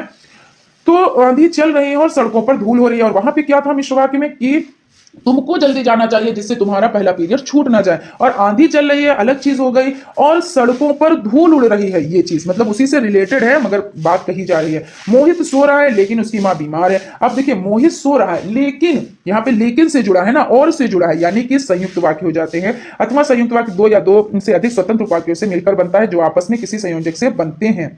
उसके बाद आपका क्वेश्चन हो जाता है निम्नलिखित वाक्यों में से सरल मिश्रित एवं संयुक्त वाक्य छाटिए। रोहित पुस्तक पढ़ता है, तो ये तो आपका सरल हो गया है ना। वर्षा हो रही है और सड़कों पर पानी भरा है, तो ये कैसा हो गया, ये संयुक्त वाक्य है ना, जुड़ा हुआ है। और यानी और से जुड़ा है यानी संयुक्त है। तुम्हें मंदिर जल्दी जाना चाहिए ताकि मंदिर का गेट ना बंद हो जाए, ये क्या है, ये आपका हो जाता है मिश्र वाक्य, मिश्रित वाक्य है। सोहन को घर जल्दी जाना चाहिए ताकि, ताकि क्या है, तो मिश्रित हो जाता है ना, ताकि वह अपनी परीक्षा के लिए पढ़ सके। रोमा चाय बना रही है, तो सरल है। निम्न वाक्यों में सरल मिश्रित एवं संयुक्त वाक्य छाटिए। रात अंधेरी है और आंधी में घर से दूर हूं, मतलब मैं ही हूं। रात अंधेरी और आंधी में घर से दूर हूं, तो कौन सा है, और लगा हुआ यानी संयुक्त वाक्य। आकाश स्वच्छ था, आंधी का वेग घट गया और सूर्य पश्चिम में बहुत तेजी से डूबा, यानी आकाश स्वच्छ था, आंधी का वेग और सूर्य पश्चिम यानी संयुक्त। गोपाल खाना खा रहा है यानी सरल। बाबा राघोदास का व्याख्यान था, मानो बम के गोले छूट गए, ये आपका क्या हो जाता है, ये आपका संयुक्त वाक्य हो जाता है। मैं सोचता हूं कि तुमने जो पत्र वहां भेजा उसे उसने फाड़ डाला, उसने फाड़ डाला, वहां भेजा उसने फाड़ डाला, मिश्रित वाक्य। अपठित अवतरण से आप क्या समझते हैं, अपठित बिना पढ़ा हुआ है ना। अपठित का अर्थ होता है ना पढ़ा हुआ। अपठित अवतरण हल कराने का उद्देश्य यह देखना होता है कि क्या छात्र दिए हुए अवतरण के भावों को बिना कुछ कठिन शब्दों का अर्थ जाने भी समझ सकता है। अपठित अवतरण के अंतर्गत गद्य और पद्य दोनों आते हैं। नीचे दिए गए गद्यांश को पढ़कर निम्नलिखित प्रश्नों का उत्तर दीजिए। चींटियां ईर्ष्यालु नहीं होती, दौड़ती भागती एक दूसरे के संदेशों को पहुंचाती, जीवन को पहुंचाती हैं। वहां जब कोई नहीं पहुंचता, कभी चींटियों से पहले संकेतों में करती हैं वे संवाद, रास्ता नहीं भूलती, कभी स्मृति में रखती संजोकर। दिए हुए पद्यांश का उपयुक्त शीर्षक लिखिए। चींटियां आपस में बातचीत कैसे करती हैं, ईर्ष्यालु कौन नहीं होता। तो दिए गए गद्यांश का उपयुक्त शीर्षक चींटी है, और चींटियां आपस में बातचीत कैसे करती हैं, तो संवाद द्वारा, और ईर्ष्यालु कौन नहीं होता, तो चींटियां नहीं होती हैं। तत्भव तथा तत्सम शब्दों में आप क्या समझते हैं, तो तत्भव, तत्भव शब्द तत्भव से मिलकर बना है, जिसका अर्थ है विकसित करना या उससे उत्पन्न, अर्थात वे शब्द जो संस्कृत से उत्पन्न या विकसित हुए हैं तत्भव कहलाते हैं। अनाज, अंगार, अंजलि आदि हो जाते हैं। उसके बाद है तत्सम शब्द, तो तत्सम शब्द तत्सम से मिलकर बना है, जिसका अर्थ है समान, अर्थात जो शब्द संस्कृत भाषा से हिंदी में आए हैं और ज्यों के त्यों प्रयुक्त होते हैं तत्सम शब्द कहलाते हैं। उदाहरणार्थ अर्पण, उच्च, उज्ज्वल आदि। तत्भव, तत्सम, आधा, आद्र, आंसू, अश्रु, उछा, उत्साह, उजला, उज्ज्वल, आभूषण, आभूषण, 81, इकाशीत, इकाशीत, अंश, अंश, अंगोछा, अंग, प्रोछा, 18, अष्टादश, अक्षर, अक्षर, अमोल, अमूल, अनाड़ी, अनर्थ, अजान, अज्ञान, अंधेरा, अंधकार, एका, एक के। और यहाँ पे देखिए ईख, इक्षु, ईशा, ईशा, अगवा, अग्रणी, अक्षत, अक्षत, अर्पण, अर्पण, आज, अर्ध। और यहाँ पे आपके हो जाते हैं और भी हैं, काफी हैं। होठ, ओष्ठ, कंधा, स्कंद, केला, कदली, वेल, वृष, बहेड़ा, विभीतिका, भादो, प्रादभद, भौ, भुकृति, भगत, भक्त। और इसमें है आपका मानुष, मनुष्य, रात, रात्रि, सेठ, श्रेष्ठी, सुहाग, सौभाग्य, साखी, साक्षी, साक्षी, सन्यासी, सन्यासी, साहित्यिक, साहित्यिक, सपना, स्वप्न। यहाँ पे देख लेते हैं आज, अध, कपूत, कुपुत्र, किशन, कृष्ण, कारज, कार्य, काट, काष्ट, कुटुंब, कुटुंब, कुंजी, कुंजिका, क्रोधी, क्रुद्ध, कपड़ा, कर्पण, कवल, कमल, खेत, क्षेत्र, काजल, कज्जल, गवार, ग्रामीण, गधा, गधप हो जाता है। क्रिया विशेषण किसे कहते हैं, क्रिया के भेद बताएं। क्रिया की परिभाषा, जिस शब्द में किसी कार्य का करना या होना पाया जाए उसे क्रिया कहते हैं। खाना, पीना, पढ़ना, सोना आदि हो जाते हैं। क्रिया के भेद हैं, क्रिया के दो भेद होते हैं, सकर्मक क्रिया, अकर्मक क्रिया। सकर्मक क्रिया जिस क्रिया में कर्म की अपेक्षा होती है, अर्थात उसमें कर्म निहित होता है, उसे सकर्मक क्रिया कहते हैं। जैसे वो आम खाता है, तुम घर जाते हो, स्पष्टीकरण वहां यह तथा तुम करता है तथा खाता है एवं जाते हो क्रिया है। आम तथा घर कर्म है। अकर्मक क्रिया जिस क्रिया में कर्म नहीं होता, इसे अकर्मक क्रिया कहते हैं। जैसे हम जाते हैं, वे खाते हैं। स्पष्टीकरण, यहाँ हम तथा वे करता है तथा जाते हैं, हम खाते हैं, क्रिया इसमें कर्म नहीं है। मौखिक अभिव्यक्ति का अर्थ, साधन, महत्व, उद्देश्य तथा विशेषताएं बताएं। तो मौखिक अभिव्यक्ति का अर्थ जिन जिन विचारों भाव को बोलकर वाणी द्वारा प्रकट करते हैं उसी को मौलिक अभिव्यक्ति कहते हैं। यहाँ पे क्रिप्शन के अनुसार किसी भाव को पढ़ने और लिखने की अपेक्षा बोलना सीखना सबसे छोटी पगडंडी को पार करने की तरह, अर्थात बोलने की अभिव्यक्ति अति सरलतम है। मौखिक अभिव्यक्ति का साधन वार्तालाप, कहानी, कथन, भाषण, कविता पाठ, संवाद, वाद विवाद, चर्चा परिचर्चा, विचार विमर्श आदि हो जाते हैं। मौखिक अभिव्यक्ति का महत्व, मौखिक अभिव्यक्ति ही लिखित भाषा की आधारशिला है। मौखिक अभिव्यक्ति को सरलता से समझा जा सकता है। भाषा की शिक्षा मौखिक अभिव्यक्ति से ही आरंभ होती है। बालक जन्म के समय से ही मौखिक अभिव्यक्ति का सहारा लेता है, अपने विचारों को प्रकट करता है। मौखिक अभिव्यक्ति के उद्देश्य छात्र में बोलकर अभिव्यक्ति करने की योग्यता उत्पन्न करना, रचना के रूपों का ज्ञान प्राप्त करना, बालकों में भाषाई अध्ययन की योग्यता उत्पन्न करना, शब्दों को समझकर उचित स्थान एवं समय पर प्रयोग करने की क्षमता प्रदान करना, बालकों में अर्जित ज्ञान अथवा विचारों को प्रभावपूर्ण रूप से प्रस्तुतिकरण विकसित करना, मौखिक अभिव्यक्ति की विशेषताएं, शुद्ध उच्चारण, शुद्ध भाषा का प्रयोग, सशक्त भाषा का प्रयोग, कथन एवं प्रभाविता व्यवहारिक भाषा का प्रयोग ये हो जाते हैं। लिखित अभिव्यक्ति क्या है, इसके साधन तथा विशेषताएं बताएं। मन के भाव विचारों को लिखकर व्यक्त करना ही लिखित अभिव्यक्ति है। लिखित अभिव्यक्ति की शिक्षा में 4 बिंदु महत्वपूर्ण है: सुस्पष्टता, शुद्धता, क्रमबद्धता, संबद्धता, पत्र लेखन, निबंध, आत्मकथा, संस्मरण, सार लेखन, विवरण, नाट्य, आख्यान लेखन आदि हो जाते हैं। विशेषता: लिखित अभिव्यक्ति से ही बालक को भाषा का संपूर्ण ज्ञान प्राप्त हो सकता है। बालक लिखित अभिव्यक्ति द्वारा ही विचारों का संरक्षण या संवर्धन कर सकता है। संसार के ज्ञान विज्ञान से परिचय लिखित अभिव्यक्ति से हो पाता है। क्रियाशीलता का विकास: बालकों के उच्चारण में शुद्धता के कारण बताए। क्षेत्रीय भाषा का प्रभाव: मानसिक संतुलन, प्रयत्न, लाघव, शारीरिक विकार, अक्षर व मात्राओं का स्पष्ट ज्ञान, अशुद्ध उच्चारण करने वालों का संपर्क। बच्चों के उच्चारण संबंधी दोष दूर करने के उपाय बताएं। तो बच्चों के उच्चारण संबंधी जो दोष दूर करने के उपाय: कच्चे से स्वर वाचन करवाकर उच्चारण दोष दूर कर सकते हैं। वर्तनी तथा उच्चारण दोषों कुशलों पर साथ साथ ध्यान देकर भी उच्चारण शुद्धता लाई जा सकती है। वाचन द्वारा बालकों को भानुसार आरोह अवरोह तथा लय के साथ पढ़ने के अभ्यास कराया जा सकता है। बालकों में टेप रिकॉर्डर, ग्रामोफोन, रेडियो आदि के साथ उच्चारण करवाना। पठन क्षमता: पठन की क्षमता अवरोध को दूर करने का सुझाव बताएं। पठन क्षमता को दूर करने के उपाय: बालकों में चशुगति एवं पठन में सामंजस्य स्थापना का अभ्यास कराया जाए। पढ़ने के साथ साथ बालक क्षमता समझता भी चले तथा अर्थ ग्रहण करता हुआ पढ़े, ऐसा उनको अभ्यास कराया जाए। पठन हेतु बालकों को बाल छोटी छोटी कहानियां आदि को पढ़ने में रुचि का विकास किया जाना चाहिए। बच्चों को कहानी सुनाते समय किन किन बातों को ध्यान में रखना चाहिए? तो बच्चों को कहानी सुनाते समय ध्यान रखने योग्य बातें: कहानी डरावनी ना हो, कहानी में प्रेरक प्रसंग हो, कहानी कोई ना कोई संदेश देती हो, अध्यापक की सूचक होना चाहिए, कहानी ही भाषा बालकों के अनुरूप होनी चाहिए। कहानी लोक कथा रोचक प्रसंगों को सुनने एवं याद करने संबंधी दशाएं बताएं। कहानी लोक कथा रोचक प्रसंगों को सुनने एवं याद करने संबंधी दशाएं: कहानी लोक कथा रोचक प्रसंगों को एकाग्रता के साथ ध्यानपूर्वक सुनना, समझना एवं याद करना। बातचीत, संवाद, विचार विमर्श एवं घटनाओं को सुनकर समझना एवं याद करना। निम्न का संक्षिप्त परिचय दीजिए। कबीर, तुलसीदास, बिहारी, सूरदास। तो कबीर सुप्रसिद्ध कवि कबीरदास जी का जन्म 1455 में वाराणसी में हुआ था। कबीर का पालन पोषण जुलाहा दंपति नीरू और नीमा ने करवाया था। नीरू और नीमा ने किया था। इस दंपति ने कबीर जी को लहरतारा नामक तालाब के किनारे पाया था। कबीर का विवाह लोई नामक महिला से हुआ था तथा कमाल एवं कमाली के रूप में 2 क्रमशः पुत्र एवं पुत्री भी इनके पैदा हुए थे। ऐसा माना जाता है कि कबीर अनपढ़ थे। इनके इस कथन से स्पष्ट होता है: मसी कागज छियो नहीं, कलम कहीं नहीं हाथ। कबीर जी समाज सुधारक कवि हुए और संवत 1575 ईस्वी में मगहर में इनका देवसान हो गया। रचनाएं: बीजक, साखी, सबद, रमेनी। तुलसीदास गोस्वामी तुलसीदास जी को हिंदी साहित्य में वो स्थान प्राप्त हुआ है जो स्थान संस्कृत साहित्य में वाल्मीकि तथा वेदव्यास को प्राप्त हुआ था। तुलसीदास जी के जन्म के संबंध में यह दोहा सुप्रसिद्ध है: संवत 1500 विषय तरिणी तनुजा तीर, श्रावण शुक्ला सप्तमी, तुलसी धरियो शरीर। तुलसीदास जी का जन्म संवत 1554 1447 ईस्वी में हुआ था। रत्नावली नामक महिला से इनका विवाह हुआ था। आप राम भक्ति हेतु सुप्रसिद्ध कवि थे। तुलसीदास का देवसान सन 1680 से और ईस्वी 1623 ईस्वी में हुआ था। रामचरितमानस, विनय पत्रिका, गीतावली, दोहावली, कवितावली आदि है। जब इनका विवाह हो गया था तब ये अपनी पत्नी के प्रेम में बहुत ज्यादा लीन थे। तो इनकी पत्नी ने इन्हें एक दोहे के द्वारा इनको बताया था। तो इससे वो बहुत ज्यादा प्रभावित हो गए थे और उन्होंने क्या किया था, घर बार सब छोड़ के और ये उपासना में लग गए थे, है ना। तो जब ये प्रेम में बहुत ज्यादा इनके लीन हो गए थे तो इनकी पत्नी ने क्या कहा था, एक बार इनकी पत्नी मायके चली गई तो वो दौड़े हुए चले गए। उन्होंने कुछ भी नहीं देखा, बारिश नहीं देखा और एक लाश थी यानी मृत शरीर था, उसको लट्ठा समझकर उस पर बैठ गए। मतलब बहुत ज्यादा इन्होंने प्रयास करके और अपनी पत्नी तक पहुंच गए। तब इनकी पत्नी ने कहा था कि लाज ना आई आपको दोरे आयु नाथ, अस्ति चर्म मैं दे यहाँ ता सो ऐसी प्रीत नता, नेको तो होती राम से तो काहे भवभीत बीता। अर्थात रत्नावली कहती है कि इस हार्ड मास के शरीर के प्रति जितनी तुम्हारा लगाव है उसकी आधी भी अगर प्रभु राग से होती तो तुम्हारा जीवन सवर गया होता। तो ये इतने ज्यादा जब इन्होंने ये चीज कही थी तो बहुत ज्यादा इससे भी बहुत ज्यादा प्रभावित हुए थे। फिर इन्होंने घर बार सब छोड़ दिया था। और उसके बाद देख लेते हैं कि रचनाएं तो हम लोग देख चुके हैं, रामचरितमानस, विनय पत्रिका, गीतावली, दोहावली, कवितावली आदि ये सब हो जाते हैं। बिहारी जी के बारे में समझ लेते हैं।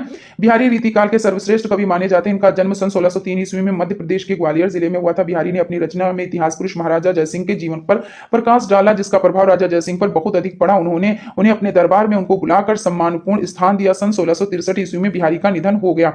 रचनाएं बिहारी: सतसई, सूरदास, सूरदास महाकवि सूरदास कृष्ण भक्ति हेतु अति प्रसिद्ध माने जाते हैं। इनका जन्म संवत 1535 ईस्वी में हुआ था। सूरदास का जन्म आगरा के निकट रूनकता नामक ग्राम में हुआ था। ऐसा माना जाता है कि सूरदास अंधे थे। कुछ लोग इन्हें जन्मांध मानते हैं। सूरदास का निधन संवत 1640 ईस्वी में हो गया था। रचनाएं सूरसागर, साहित्य लहरी, सूर पचीसी, सूर सारावली आदि हो जाती हैं। हिंदी भाषा में विराम चिन्हों के महत्व को स्पष्ट कीजिए। भाषा में लेखन की शुद्धता के लिए विराम चिन्हों का बहुत महत्व है। इनसे वक्ता या लेखक को अपने भाव या विचारों को स्पष्ट करने में आसानी होती है। इनके प्रयोग से अर्थ का अनर्थ नहीं हो पाता। साथ ही यदि विराम चिन्ह का वाक्य में सही से प्रयोग ना किया जाए तो वाक्य अर्थहीन और अस्पष्ट या फिर एक दूसरे से विपरीत हो जाते हैं। प्राथमिक स्तर पर चित्र पठन का महत्व बताएं। प्राथमिक स्तर पर चित्र पठन खुद से सीखने की गतिविधि को बढ़ावा देने के लिए बच्चों को उनकी रुचि की किताबें पढ़ने के लिए प्रोत्साहित किया जा सकता है। चित्रों वाली किताबों का उपयोग करने से छात्रों में सीखने की रुचि बढ़ाई जा सकती है तथा छात्र रंगीन किताबों को और आकर्षित होकर मन लगाकर पढ़ते हैं। अल्प प्राण एवं महाप्राण ध्वनियों में अंतर बताइए। भाषा विज्ञान में महाप्राण व्यंजन वो व्यंजन होते हैं जिसे मुख से वायु प्रवाह के साथ बोला जाता है, जैसे खा, घा, झा और फा। अल्प प्राण व्यंजन वो व्यंजन होते हैं जिन्हें बहुत कम वायु प्रवाह से बोला जाता है, जैसे का, गा, चा और पा। इन्हें महाप्राण व्यंजन कहते हैं। उसके बाद आपका क्वेश्चन हो जाता है अर्थ की दृष्टि से वाक्यों में भेद बताएं। तो अर्थ के आधार पर 8 प्रकार के होते हैं। विधानवाचक वाक्य, निषेधवाचक वाक्य, प्रश्नवाचक वाक्य, विस्मयादि बोधक वाक्य और आज्ञावाचक वाक्य, संकेतवाचक वाक्य, संदेहवाचक वाक्य। लिखना सिखाने हेतु मेरिया मॉन्टेसरी का क्या मत है? मॉन्टेसरी की पद्धति व्यक्तित्व मॉन्टेसरी द्वारा प्रस्तावित ज्ञानेंद्रियों का शिक्षण मनोवैज्ञानिक सिद्धांतों के अनुकूल है। मॉन्टेसरी के द्वारा प्रारंभ की गई लिखना और पढ़ना सिखाने की विधियां सर्वथा नवीन है। प्रथम बार किसी शिक्षा शास्त्री ने लिखना सिखाने की क्रिया में मांसपेशियों के संतुलन पर जोर दिया है। इस तरह से हो जाता है। उसके बाद आपका क्वेश्चन है अनुस्वार एवं अनुनासिक ध्वनियों में अंतर बताएं। अनुनासिक स्वर और अनुस्वार मूल रूप से व्यंजन, इनके प्रयोग में कारण कुछ शब्दों का अर्थ में अंतर आ जाता है, जैसे हंस एक जल पक्षी, हंस हंसने की क्रिया, धूल गांव, मुंह धुंधले, कुआं चांद, कांच आदि हो जाते हैं। लेखन में अशुद्धियों के कारण बताएं, इन्हें कैसे दूर किया जा सकता है? तो वर्तनी सुधार हेतु कक्ष में किए जाने वाले सुधार लिखिए। तो रेफ या रफा यानी रकार की मात्रा का सही ज्ञान ना होना, इस कारण कर्म को कर्म तथा कृपा को कृपा लिख देना। शिर रेखा का अशुद्ध प्रयोग करना, धा और घा तथा मां एवं भा में अंतर नहीं करते हैं। अनुस्वार तथा अनुनासिक को महत्व नहीं देना तथा अनुस्वार का स्थान बदल देना। मात्रा संबंधी अशुद्धियां करना, हर्ष तथा दीर्घ मात्राओं में अंतर न समझ पाना, वर्णों का अनावश्यक लोप कर देना, संयुक्त वर्ण संबंधी दोष, एक वचन तथा बहुवचन संबंधी अशुद्धियां कर देना, जैसे नारी से नारियां तथा लड़की से लड़कियां, वर्ण संबंधी अशुद्धियां कर देना। अशुद्धियों को दूर करने के उपाय शुद्ध उच्चारण एवं शुद्ध लेखन का अभ्यास करना, 12 खड़ी का अभ्यास करना, व्याकरण का पूर्ण ज्ञान करना, लिपि का समुचित ज्ञान देना, वाचन का ठीक प्रकार अभ्यास करना, ये हो जाते हैं। उसके बाद आपका हो जाता है तीव्र गति से लिखने का अभ्यास करना, शब्द पुस्तिकाएं बनवाना, शब्दकोश का प्रयोग करना, ये सब आपके हो जाते हैं। उसके बाद क्वेश्चन आपका है श्रवण कौशल के उद्देश्य बताएं। श्रवण कौशल तो यहाँ पे आपका है पूर्वक सुनने की आदत डालना, दूसरों के द्वारा किए गए उच्चारण को सुनकर शुद्ध उच्चारण का अनुकरण करना, शुद्ध सामग्री का अर्थ समझने की योग्यता विकसित करना, वक्ता के मनोभाव को समझने में निपुण बनाना, ध्वनियों का विभेदीकरण करने की क्षमता विकसित करना। कविताओं के प्रकार बताएं। तो कविताओं के 3 प्रकार होते हैं। गीत कविता, यह कविता छंद मुक्त होने के साथ मजबूत विचारों और भावनाओं को व्यक्त करती है। ज्यादातर कविताओं, खासकर आधुनिक कविता, गीत कविताएं। कथा कविताएं, यह कविता एक कहानी कहती है, इसकी संरचना एक कहानी की तरह दिखती है, यानी संघर्ष और पात्रों का संभाषण, कथात्मक चरमोत्कर्ष। वर्णनात्मक कविता, यह कविता दुनिया का वर्णन करती है जो कवि के चारों ओर है। इसमें कवि विस्तृत कल्पनाओं और विशेषणों का उपयोग करता है। या कविता की अन्य की तुलना में बाह्य केंद्रित होती है, जो कि अधिक व्यक्तिगत अभिव्यक्ति पर जोर देती है। गणित शिक्षण का महत्व एवं उपयोगिता बताएं। आधुनिक शिक्षा में गणित के महत्व को निम्न बिंदुओं द्वारा समझा जा सकता है। गणित मनुष्यों में सामाजिक मूल्यों का निर्माण करती है। गणित हमारी सभ्यता और संस्कृति का दर्पण है। गणित राष्ट्रीय और अंतर्राष्ट्रीय का पाठ पढ़ाने एवं भावनाओं को विकसित करने में सहयोग करती है। संख्याओं को गिनना और पढ़ना सिखाने की किन्हीं 2 विधियों का नाम लिखें। तो आरंभिक स्तर पर गणित शिक्षण का आरंभ करने हेतु शिक्षक को छात्रों को गिनती एवं व्याख्या के प्रश्नों का अध्ययन करना आरंभ होता है। इस कार्य हेतु सर्वप्रथम निम्न बातों का ध्यान रखना होता है। बालकों को गिनतियों संख्या के प्रश्नों का अध्यापन कैसे किया जाए, वे व्यक्तिगत रूप से कितना अधिक से अधिक सीख सकते हैं, बालक के मानसिक स्तर का अध्ययन करना, गणित शिक्षण का अध्ययन अध्यापन का उचित समय कौन सा है, बच्चों को तीलियों के माध्यम से जोड़ कैसे सिखाएं। बच्चों को तीलियों के माध्यम से जोड़ सिखाने के लिए पहले लकड़ियों का बंडल बनाने को कहें और सारी तीलियों को गिनकर बंडल बनाया जाए। 2 बच्चों को राम और श्याम बनाकर 10 तीलियां राम को, 8 तीलियां श्याम को अब जोड़ दें। तो इस प्रकार से आप बच्चों को सिखा सकते हैं। लेखन की विधियों का उल्लेख कीजिए। लेखन अभिव्यक्ति शिक्षण की आधुनिक विधियां हैं। ये आपका लास्ट क्वेश्चन है, ठीक है ना। तो आई होप आप लोगों को सेशन अच्छा लगा होगा। अगर सेशन अच्छा लगा है तो प्लीज एक लाइक जरूर कर दें, और अगर अभी तक आप लोगों ने चैनल को सब्सक्राइब नहीं किया तो प्लीज सब्सक्राइब कर दें और बेल आइकन को भी जरूर प्रेस कर दें। लिखित अभिव्यक्ति शिक्षण की अधोलिख विधियां, रूपरेखा, अनुकरण विधि। इस विधि में छात्रों को सुलेख की मुद्रित अभ्यास कॉपी दी जाती है। इसमें अक्षर या वाक्य बिंदु रूप लिखे होते हैं। बालक इन पर पेंसिल घुमाकर अक्षर व शब्द लिखने का अभ्यास करता है। स्वतंत्र अनुकरण विधि, इसमें अध्यापक श्याम पट पर या बालक अपनी कॉपी में अभ्यास या अक्षर शब्द लिख देता है। बालक उसकी हूबहू नकल करके लिखने का अभ्यास करता है। मॉन्टेसरी विधि, इस विधि में लकड़ी, प्लास्टिक, गत्ता अथवा गत्ते से बने वर्णों में कटआउट से बाहर पेंसिल घुमाता है। इस तरह बालक अक्षरों के स्वरूप से परिचित होता है तथा उसे लिखने का अभ्यास करता है। जग कॉक विधि, इस विधि में बालक के समक्ष पूरा वाक्य रखा जाता है तथा बालक अनुकरण के आधार पर एक एक शब्द लिखता है और मूल वाक्य से मिलाकर अशुद्धि का पता लगाकर उसे दूर करता है। वर्ण परिचय, इस परंपरागत विधि में पहले क्रमशः अक्षर तथा मात्राओं का ज्ञान कराया जाता है, उसके बाद मात्राओं और वर्णों के मेल से सरल शब्दों को लिखने का अभ्यास कराया जाता है। शब्द द्वारा अक्षर ज्ञान, इस विधि में शब्दों द्वारा बालकों को अक्षर का ज्ञान कराया जाता है। इस हेतु चित्र या वस्तु को दिखाया जाता है, कबूतर का चित्र का, खरगोश का चित्र खा। वाक्य द्वारा अक्षर ज्ञान, इसमें वाक्यों द्वारा अक्षर का ज्ञान कराया जाता है। यह विधि लिखने की दृष्टि से उपयोगी नहीं है। चित्र विधि, इसमें चित्रों की सहायता से शब्दों और शब्दों की सहायता से अक्षर सिखाए जाते हैं। तो यहाँ क्वेश्चन हो जाता है, लोकगीत से आप क्या समझते हैं? लोकगीत, लोकगीत है जिन्हें कोई एक व्यक्ति नहीं बल्कि पूरा लोक समाज अपनाता है। सामान्यतः लोक में प्रचलित लोक द्वारा रचित एवं लोक के लिए लिखे गए गीतों को लोकगीत कहा जाता है। यानी नाम से ही पता चल रहा है कि किसी एक व्यक्ति के लिए नहीं, ये पूरे लोक के लिए होती है, इसलिए इन्हें क्या कहते हैं? तो लोकगीत कहा जाता है। लोकगीतों का रचनाकार अपने व्यक्तित्व को लोक समर्पित कर देता है। समानार्थी शब्दों का आशय उदाहरण सहित स्पष्ट कीजिए। तो समानार्थी शब्द वे शब्द जिनका अर्थ एक समान होता है, समानार्थी शब्द कहलाते हैं। समानार्थी शब्द को हम पर्यायवाची शब्द भी कहते हैं। पर्याय का अर्थ है समान और वाची का अर्थ है बोले जाने वाले, अर्थात समान बोले जाने वाले शब्दों को हम पर्यायवाची शब्द या समानार्थी शब्द कहते हैं। उदाहरण बगिया, वाटिका ये हो जाते हैं।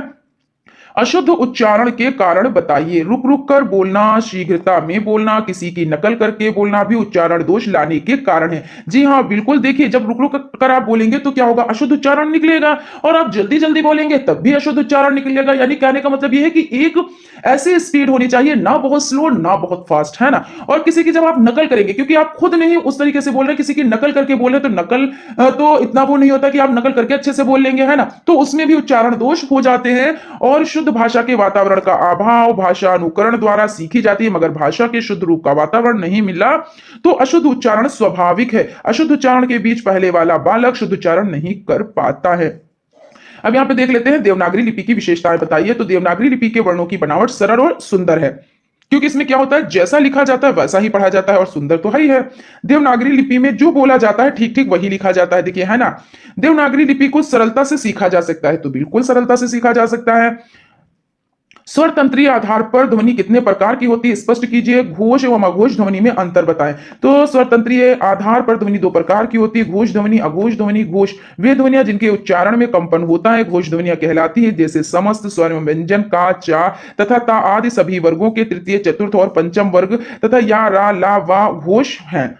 अघोष जिनके उच्चारण में कंपन नहीं होता वे अघोष ध्वनियां कहलाती हैं। ध्वनि वर्गों के प्रथम और द्वितीय वर्ग वर्ण जो है शा, शा, सा आदि हैं।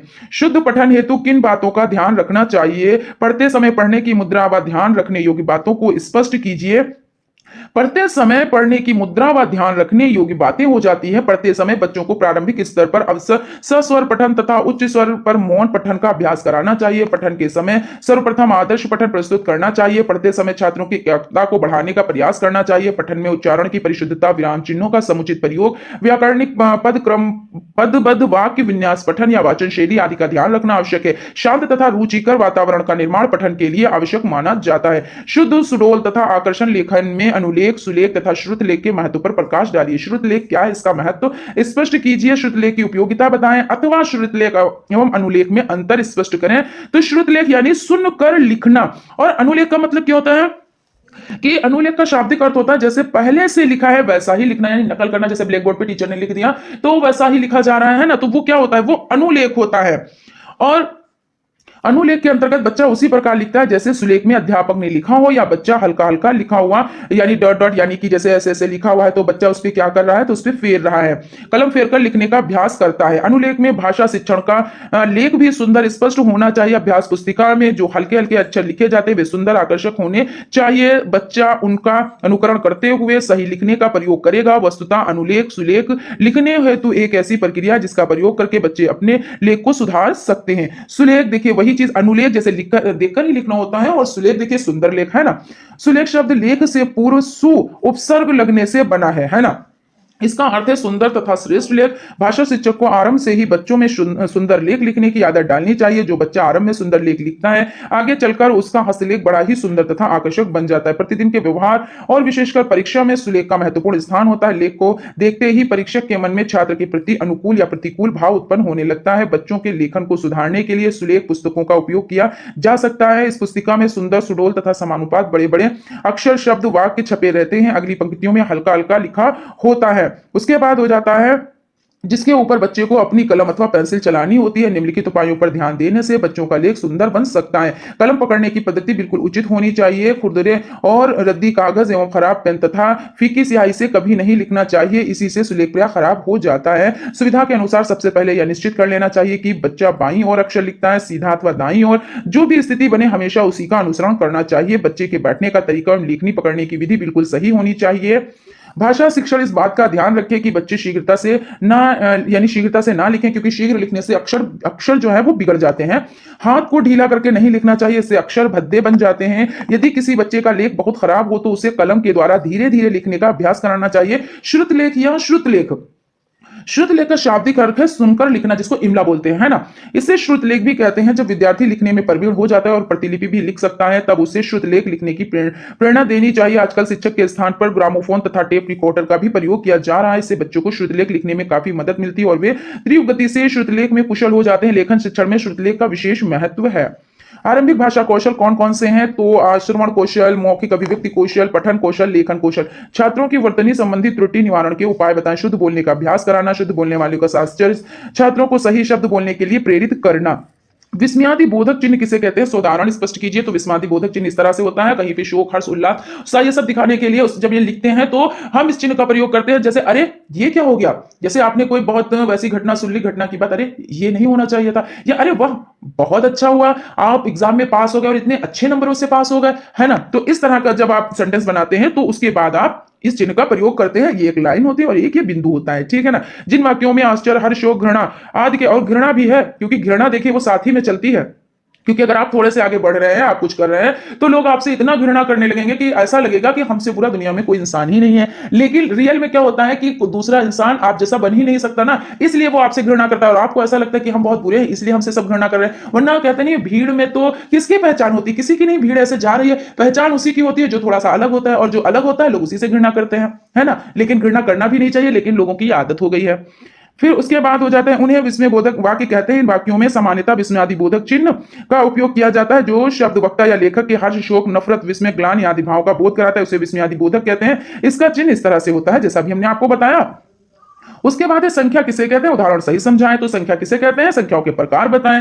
वे संख्याएं वे गणितीय वस्तुएं हैं जिनका उपयोग मापने, गिनने और नामकरण करने के लिए किया जाता है। 1, 2, 3, 4 आदि प्राकृतिक संख्याएं इसकी सबसे मूलभूत उदाहरण है। सम संख्या, भाज्य, प्राकृतिक संख्या, विषम संख्या। अब सम संख्या कौन होती है, जो 2 से भाज्य हो जाए।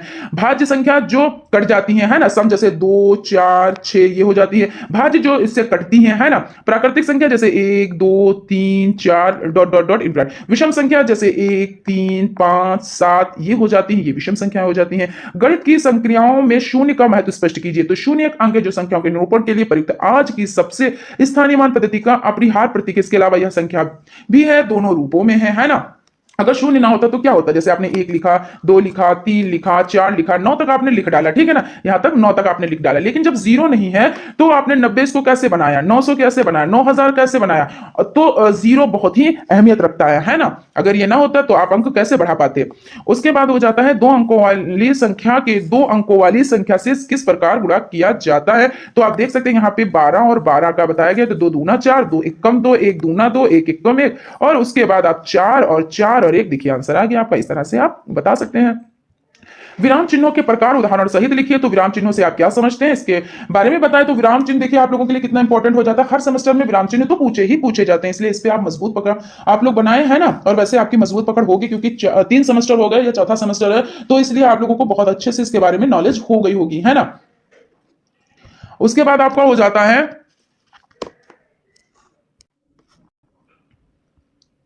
विराम चिन्हों के प्रकार उदाहरण सहित लिखिए। तो विराम चिन्ह शब्दों और वाक्यों का परस्पर संबंध बताने एवं किसी विषय को भिन्न भिन्न भागों में बांटने और पढ़ते समय उपयुक्त विराम पाने के लिए रचनाओं में जिन चिन्हों का प्रयोग किया जाता है उन्हें विराम चिन्ह कहा जाता है।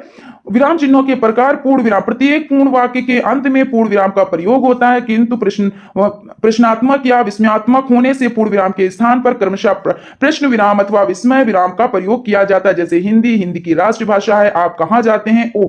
अर्ध विराम, इसका प्रयोग स्पष्ट विराम स्थलों में आता है और किसी वाक्य में कोई स्वतंत्र वाक्य होने पर उन्हें अलग अलग रखने हेतु भी इसका प्रयोग किया जाता है। अर्ध विराम के स्थान पर अल्प विराम की अपेक्षा कुछ अधिक समय तक ठहरना चाहिए। सूर्यास्त हुआ, आकाश लाल हुआ, अल्प विराम पढ़ते समय अथवा लिखते समय क्षण भर ठहरने के लिए अल्प विराम का प्रयोग करना चाहिए। इस तरह से हो जाता है आपका अपूर्ण विराम। इस विराम की आवश्यकता अत्यंत आकस्मिक होने पर या किसी कथन से एक से अधिक उदाहरण देने पर अथवा किसी उदाहरण द्वारा कोई अभिप्राय व्यक्त करने की स्थिति में उदाहरण के पूर्व अपूर्ण विराम का प्रयोग किया जाता है। प्रश्न विराम, इसका प्रयोग प्रश्नबोधक वाक्य के अंत में किया जाता है। एक ही वाक्य में अधिक प्रश्न होने पर प्रश्न विराम या तो अंतिम प्रश्न के आगे लगते हैं अथवा प्रत्येक प्रश्न के आगे लगते हैं। प्रश्न विराम ऐसे वाक्यों में प्रयुक्त नहीं होता जिनमें प्रश्न आज्ञा के रूप में हो। विस्मय विराम, ये हो जाता है आपका विस्मय विराम का प्रयोग आश्चर्य, हर्ष, भय और तीव्र मनोवेग प्रदर्शित करने के लिए होता है। इसमें वाक्य का अभिप्राय उत्तर पाने का न होकर भावोद्वेग करना होता है। संबोधन करने से भी लोग इसका प्रयोग करते हैं, जैसे वाह वाह कितना अच्छा गाते हो।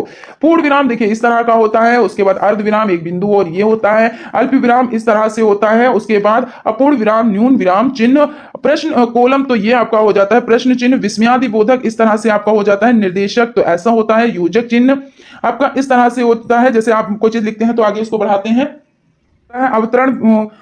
अवतरण विराम, उद्धरण, लोभ विराम, वर्जन चिन्ह, त्रुटि विराम, हंसपद कोष्टक विराम, तुल्यता सूचक चिन्ह, तारक चिन्ह फुट नोटों के लिए। ये इस तरह से आपके ये सारे चिन्ह हो जाते हैं। देखिए कोष्टक कौन सा होता है, तो जैसे ये आपका छोटा ब्रैकेट हो जाता है ना। फिर आपका एक और ब्रैकेट होता है। उसके बाद ये सारे आपकी क्या होती है, ब्रैकेट होते हैं। मंझला ब्रैकेट, छोटा ब्रैकेट, तो यहाँ पे देखिए छोटा ब्रैकेट, फिर ये मंझला ब्रैकेट होता है, ये बड़ा ब्रैकेट होता है।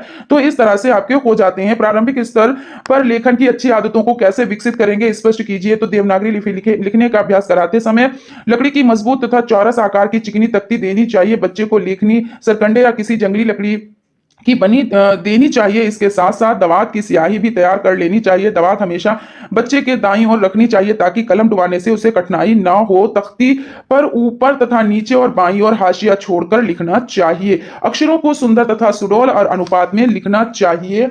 उसके बाद आपका हो जाता है सुलेख लिखने का अभ्यास कॉपी में ही करवाया जाए। बाजार में सुलेख लेखन की गई कई प्रकार की अभ्यास पुस्तिकाएं मिलती हैं। इनका उपयोग अभ्यास के लिए किया जा सकता है। लेखन के समय बच्चों के समक्ष लेखन के सुंदर नमूने होने चाहिए। नमूने श्यामपट्ट या दीवार पर लिखे होने चाहिए, जिससे बच्चों को सुंदर तथा समानुपाती लिखने की अभिप्रेरणा प्राप्त हो। आरंभिक स्तर पर पठन की क्या उपयोगिता है, ज्ञानोपार्जन का मुख्य साधन।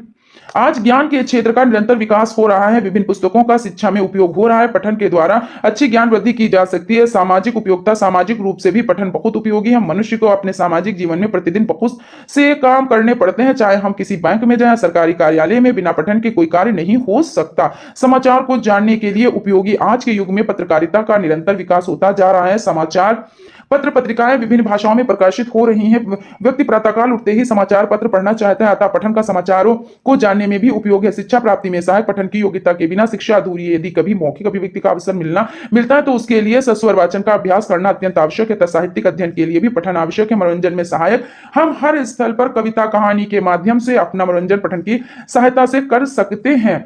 01 से 09 की संख्याओं की वस्तुओं की सहायता से गिनने, पढ़ने तथा लिखने की प्रक्रिया को समझाएं। गिनती लिखने संबंधी मुख्य बातें बताएं। तो वस्तु चित्रों यानी वास्तु चित्रों की सहायता से 1 से 9 तक की संख्याओं को गिनना, पढ़ना तथा लिखना सिखाना ये हो जाता है। निचली कक्षाओं में 1 से 9 तक की गिनती बच्चों को सिखाने के लिए विभिन्न वस्तुओं, चित्रों तथा लकीरों की सहायता ली जाती है। छोटे बच्चों को सिखाने के लिए खेल विधि को सर्वोत्तम माना जाता है। खेल में वे वस्तुओं को गिनना तथा घटाना, जोड़ना बहुत सरलता से सीख जाते हैं।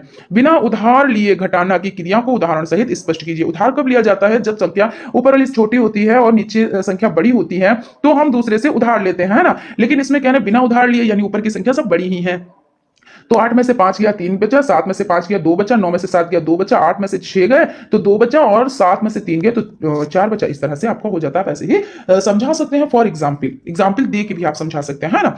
पत्र लेखन क्या है? प्रार्थना पत्र लिखकर उसकी उपयोगिता स्पष्ट कीजिए। तो पत्र लेखन से आशय, पत्र लेखन एक गद्य लेखन, इसमें समस्या के संदर्भ में समाधान हेतु सहायता की प्रार्थना भी की जाती है। व्यक्तिगत पत्रों के विचार अभिव्यक्ति की स्वतंत्रता तथा मित्रता एवं औपचारिक विचार होते हैं। व्यवसायिक पत्र अधिक औपचारिक तथा समाधान केंद्रित होते हैं। पत्र लेखन की विशेष शैली होती है। अवकाश हेतु प्रार्थना पत्र प्रारूप यानी सेवा में श्रीमान, यहाँ पे देखिए, श्रीमान प्रबंध महोदय, बीएम पब्लिकेशन आगरा, विषय बीमारी के कारण 2 दिवसीय अवकाश प्राप्ति के संदर्भ में महोदय सविनय निवेदन है कि मैं अचानक तीव्र ज्वर से पीड़ित होने के कारण कार्यालय आने में असमर्थ हुआ था। आपसे निवेदन है कि मुझे इस डेट से इस डेट तक का अवकाश स्वीकृत कर दें। आपकी अत्यंत कृपा होगी। आप इस तरह से डेट लिख सकते हैं। जिस दिन लिखा जाता है वही डेट डाली जाती है, तो आप लोगों को पता है।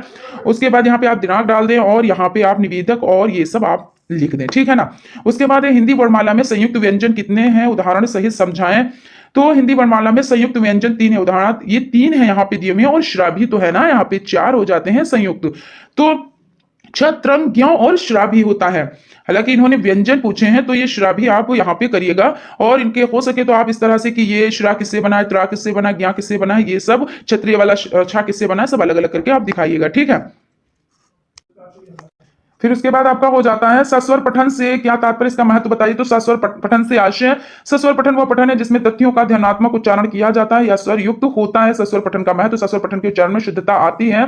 इस प्रकार के पठन में स्वरों के आरोह अवरोह, बलाघात, प्रहार, स्पष्टता तथा रसात्मकता के गुण क्षेत्र में आते हैं। सस्वर पठन द्विमुखी प्रक्रिया, इसके अंतर्गत अध्यापक द्वारा आदर्श पठन तथा छात्र द्वारा अनुकरण पठन किया जाता है। सस्वर पठन प्रारंभिक कक्षाओं के लिए उपयोगी है। इसमें वाक इंद्रियां क्रियाशील रहती हैं। इस पठन में छात्रों में संकोच तथा झिझक दूर होती है और इसमें आत्मविश्वास का सृजन होता है। उसके बाद आपका क्वेश्चन हो जाता है पूर्ण विराम से आपका क्या तात्पर्य है, उदाहरण बताएं। तो पूर्ण विराम, जब वाक्य को यानी जब वाक्य पूरा हो जाता है तो वाक्य के अंत में पूर्ण विराम का प्रयोग किया जाता है। वाक्य के लंबे व छोटे होने से इसमें कोई अंतर नहीं पड़ता। यानी जब भी वाक्य कंप्लीट हो जाए तब आप, ऐसा नहीं है कि कोई वाक्य लंबा है तो इसलिए उसमें कोई और चिन्ह लगा है, लेकिन लास्ट में आपको पूर्ण विराम ही लगाना है और चिन्ह इस तरह से होता है।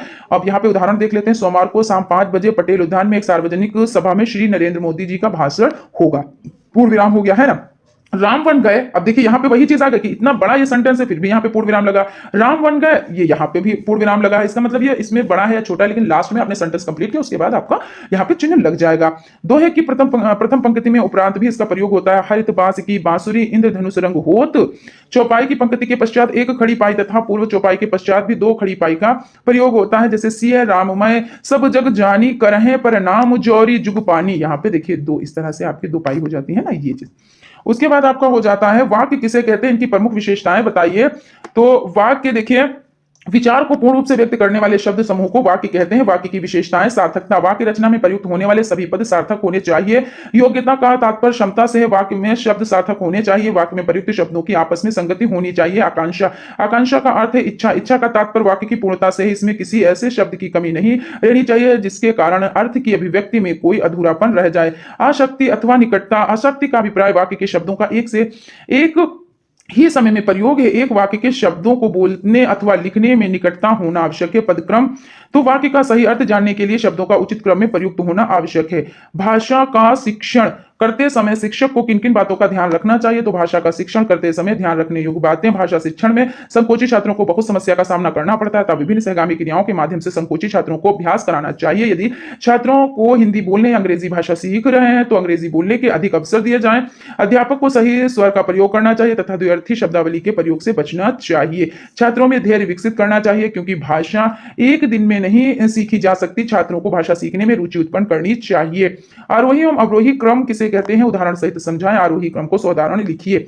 आरोही एवं अवरोही क्रम आपको पता है, आरोही यानी 1 2 3 4 5 इस तरह से, और अवरोही यानी 5 4 3 2 1 इस तरह से होता है ना।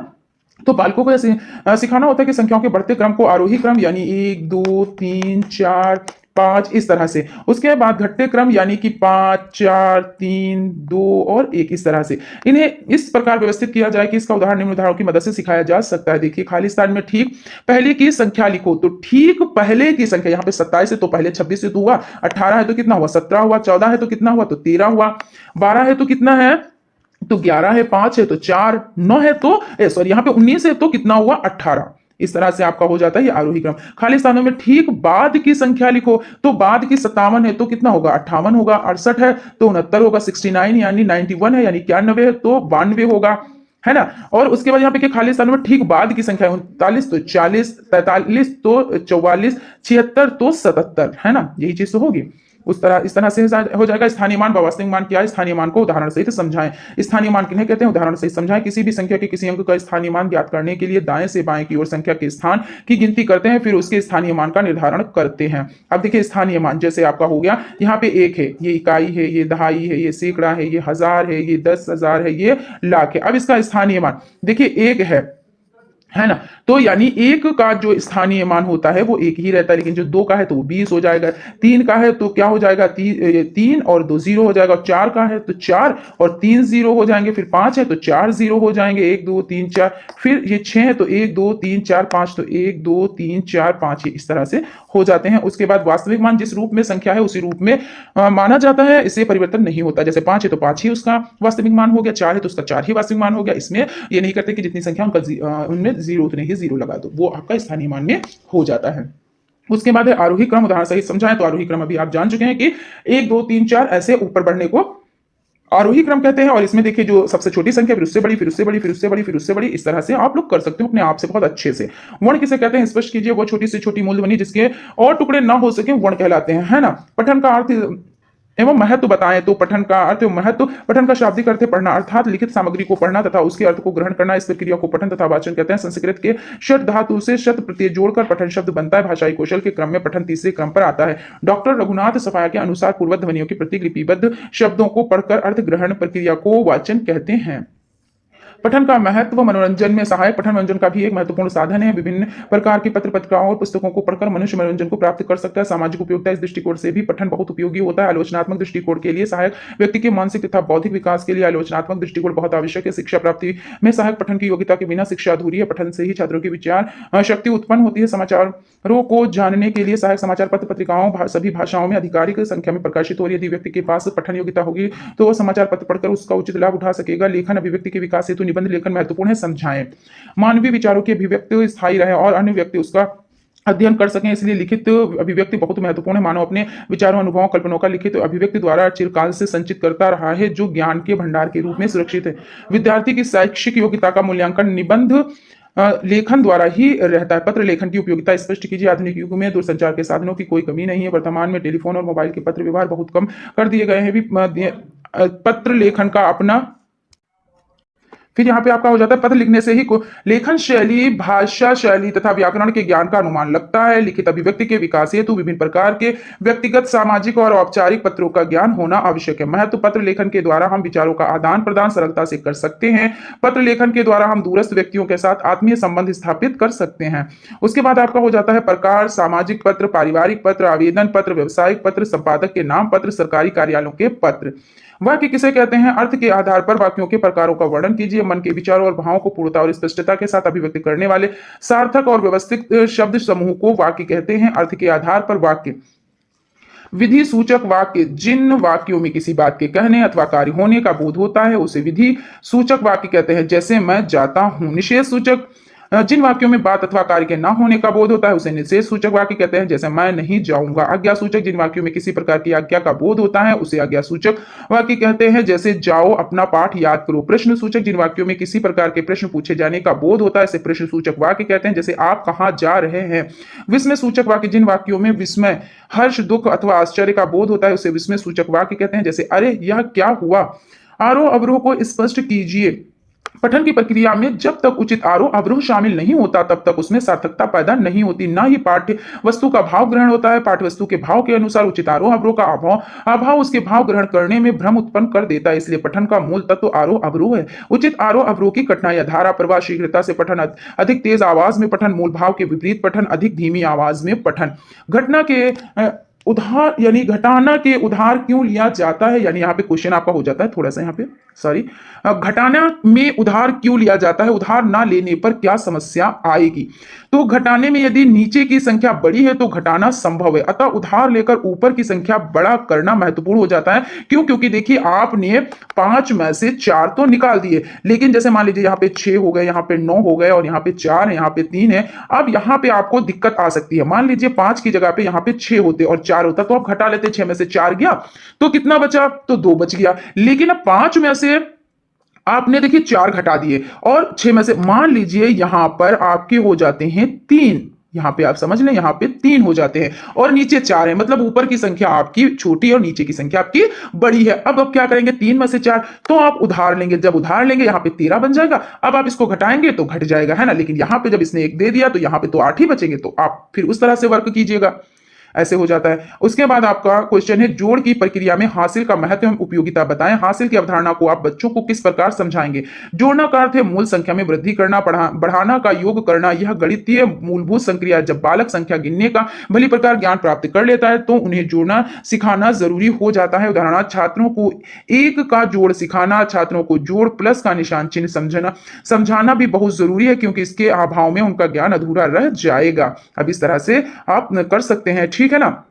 उसके बाद है पहला चरण, इसमें देखिए समझ लेते हैं। पहले चरण में जोड़ने पर 3 + 9 12 यानी 1 दहाई 9 इकाई, यानी इकाई और दहाई यही तो होता है ना, को नीचे रखते हैं और 1 दहाई को हासिल कर लेते हैं। दूसरा चरण, इकाइयों को जोड़ने पर 1 + 8 + 8 = 17, 1 सैकड़ा और 7 दहाई के नीचे रखते हैं और 1 सैकड़ा हासिल ले लेते हैं। तीसरा चरण, सैकड़ा को जोड़ने पर 1 + 1 + 4 10 1000 0 सैकड़ा, सैकड़े को सैकड़े के नीचे रखते हैं और 1000 हासिल कर लेते हैं। चौथा चरण, 1000 को जोड़ने पर 1 + 2 + 2 5 है, जो कि 1000 में लिखेंगे, इसमें कोई हासिल नहीं है। पांचवा चरण, हजारों को जोड़ने पर 0 4 4 8, इस प्रकार दोनों संख्याओं का जोड़ हुआ, ये आपका हो जाता है इकाई दहाई सैकड़ा 1000 10,000, है ना, 85,072 हो जाता है। इस तरह से समानार्थी शब्दों का आशय उदाहरण सहित स्पष्ट कीजिए। समानार्थी कौन होते हैं, जो समान होते हैं, है ना, यानी कि बच्चे समानार्थी यही तो होते हैं ना।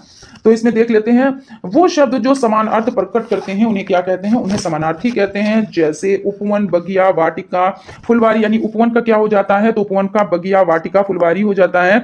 उसके बाद अंधकार का तम, तिमिर, अंधेरा, अनुचर, नौकर, सेवक, दास, अरण्य, वन, कानन, जंगल, आकाश, गगन, नभ, अंबर, आज्ञा, निर्देश, हुक्म, आदेश, वायु, हवा, पवन, अनिल, समीर, कामदेव, मनोज, मदन, मत, कोमल, मृदु, नरम, मुलायम, गरुड़, परी, पक्षी राज, खगेश, गणपति, परी, हरिवाहन, ये सब हो जाते हैं। उसके बाद आपका क्वेश्चन हो जाता है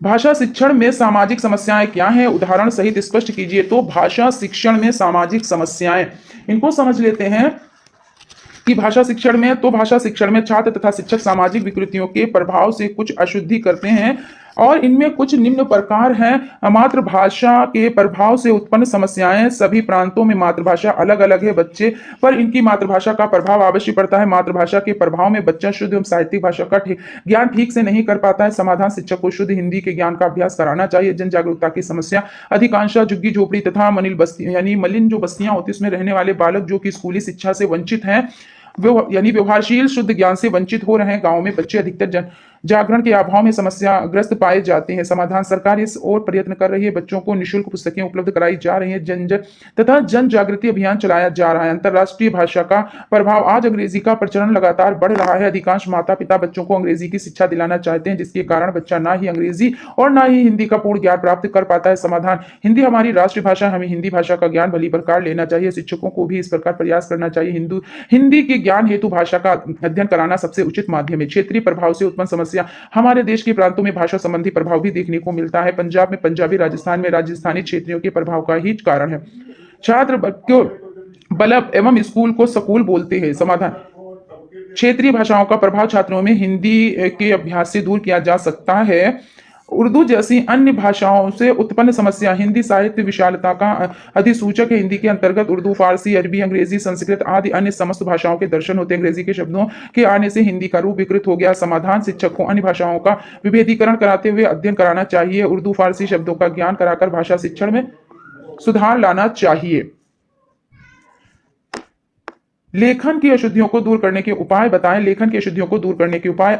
अक्षर विन्यास संबंधी अशुद्धियों के कारण लिखित अभिव्यक्ति प्रायः प्रभावहीन हो जाती है, तथा प्रत्येक शिक्षक का यह दायित्व बनता है कि वह अक्षर विन्यास की अशुद्धियों के कारण उनको जानने और उनको दूर करने का समुचित प्रयास करे। शुद्ध उच्चारण और शुद्ध लेखन का अभ्यास प्रत्येक शिक्षक का कर्तव्य है कि वह स्वयं भी भाषा का शुद्ध उच्चारण करे और छात्रों को भी शुद्ध उच्चारण कराए। इसके साथ साथ शुद्ध लिखने का अभ्यास भी कराया जाना चाहिए। ऐसा करने से वर्तनी के बहुत से दोष दूर हो सकते हैं। जो बच्चे ध्वनियों का शुद्ध उच्चारण नहीं करते, विप्रिय शब्दों को अशुद्ध लिखते हैं। 12 खड़ी का अभ्यास। हालांकि जो जितने बहुत ज्यादा लेंथी हो जाते हैं, तो इतना अगर आप लिखने बैठ गए तो आपका टाइम, क्योंकि टाइम तो आपको बहुत कम ही मिलता है ना, तो उसके अकॉर्डिंग ही आप वर्क कीजिएगा। ऐसा नहीं है कि आप बिल्कुल जितना लॉन्ग है ये उतना लॉन्ग आपको नहीं लिखना है, ठीक है ना।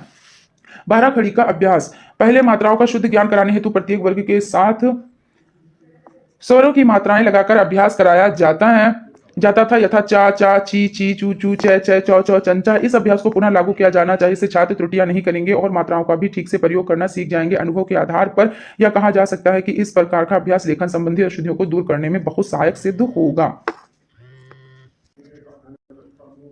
12 कड़ी का अभ्यास ये हो जाता है और फिर इसमें हो जाता है व्याकरण का समुचित ज्ञान, फिर लिपि का समुचित ज्ञान, वाचन अभ्यास, तीव्र गति से लिखने का अभ्यास, शारीरिक उपचार, ये सभी हो जाते हैं। शब्द पुस्तिकाएं बनवाना, अध्यापक का व्यवहार तथा व्यक्तिगत ध्यान, मिश्रित व्यंजनों में अशुद्धियां, वाह और बा की अशुद्धियां, क्योंकि कुछ बच्चे वाह को बा और बा को वाह इस तरह से नहीं बोलते हैं। अल्पप्राण और महाप्राण की अशुद्धियां, ये सब हो जाते हैं। अब इसमें देख लेते हैं, क्वेश्चन आपका हो जाता है स्वर के भेद किन किन आधार पर किए जाते हैं, एक एक उदाहरण दीजिए। स्वर से आशय। स्वर उन ध्वनियों को कहा जाता है तो मुख से बिना किसी प्रकार अवरोध हुए उच्चारित होते हैं। फेफड़ों से आने वाली वायु ओंश तथा उससे आगे तक अवरुद्ध नहीं होती हैं और उसके होती इनको कहीं संकीर्ण मार्ग से नहीं निकलना पड़ता। यह मुख विवर की स्वर सीमा से ऊपर नहीं जाती। इसमें स्वर तंत्री से ऊपर वाले वाक अव्यय में कंपन नहीं होता। यह साधारणतः घोष ध्वनि होती है, परंतु ऐसा अनिवार्य नहीं है। स्वर की परिभाषा पतंजलि ने लिखा है, जो स्वयं प्रकाशित होते हैं वे स्वर हैं।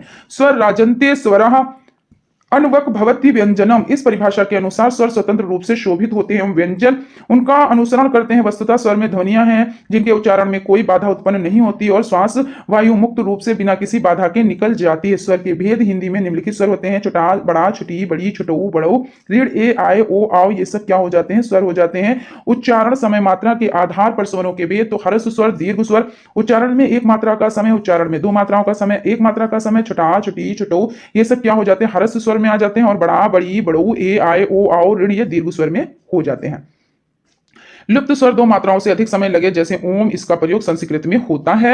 दहाई ओम सैकड़ा का अभिप्राय स्पष्ट कीजिए। तो 9 इकाई में 1 इकाई जोड़ देने से 10 इकाई या 1 दहाई हो जाती है। इसी प्रकार 20 इकाई को 2 दहाई, 30 इकाई को 3 दहाई, 40 इकाई को 4 इकाइयों, 50 इकाई को 5 दहाई कहा जाता है। 10 इकाई बराबर 1 दहाई, 40 इकाई बराबर 4 दहाई और 60 इकाई बराबर 6 दहाई। यदि 90 इकाई में 10 इकाई जोड़ दें तो 3 अंकों की संख्या प्राप्त होगी, जिसमें दाईं ओर से पहला अंक इकाई, दूसरा अंक दहाई व तीसरा अंक सैकड़ा कहलाएगा। इस प्रकार 100 इकाई के समूह को सैकड़ा अथवा 100 कहेंगे। चूंकि 100 इकाई 10 दहाई के बराबर होती है, इसलिए 10 दहाई के समूह को भी सैकड़ा अथवा 100 कहेंगे। इस प्रकार 20 दहाई को 9, 20 दहाई को 100, 30 दहाई को 300, 80 दहाई को 800 एवं 90 दहाई को 900 कहते हैं। जैसे ये आप इस तरह से समझ लें, 10 + 10 + 10, ये इस तरह से आपके हो गए 10 दहाई 110, 1 दहाई, 2 दहाई, यहाँ पे 3 दहाई, क्योंकि देखिए 3 ही तो है, और इकाई ये हो जाती है, दहाई ये हो जाती है, 4 दहाई, 5 दहाई, है ना, 6 दहाई, 7 दहाई, 8 दहाई, 9 दहाई और 10 दहाई हो जाता है।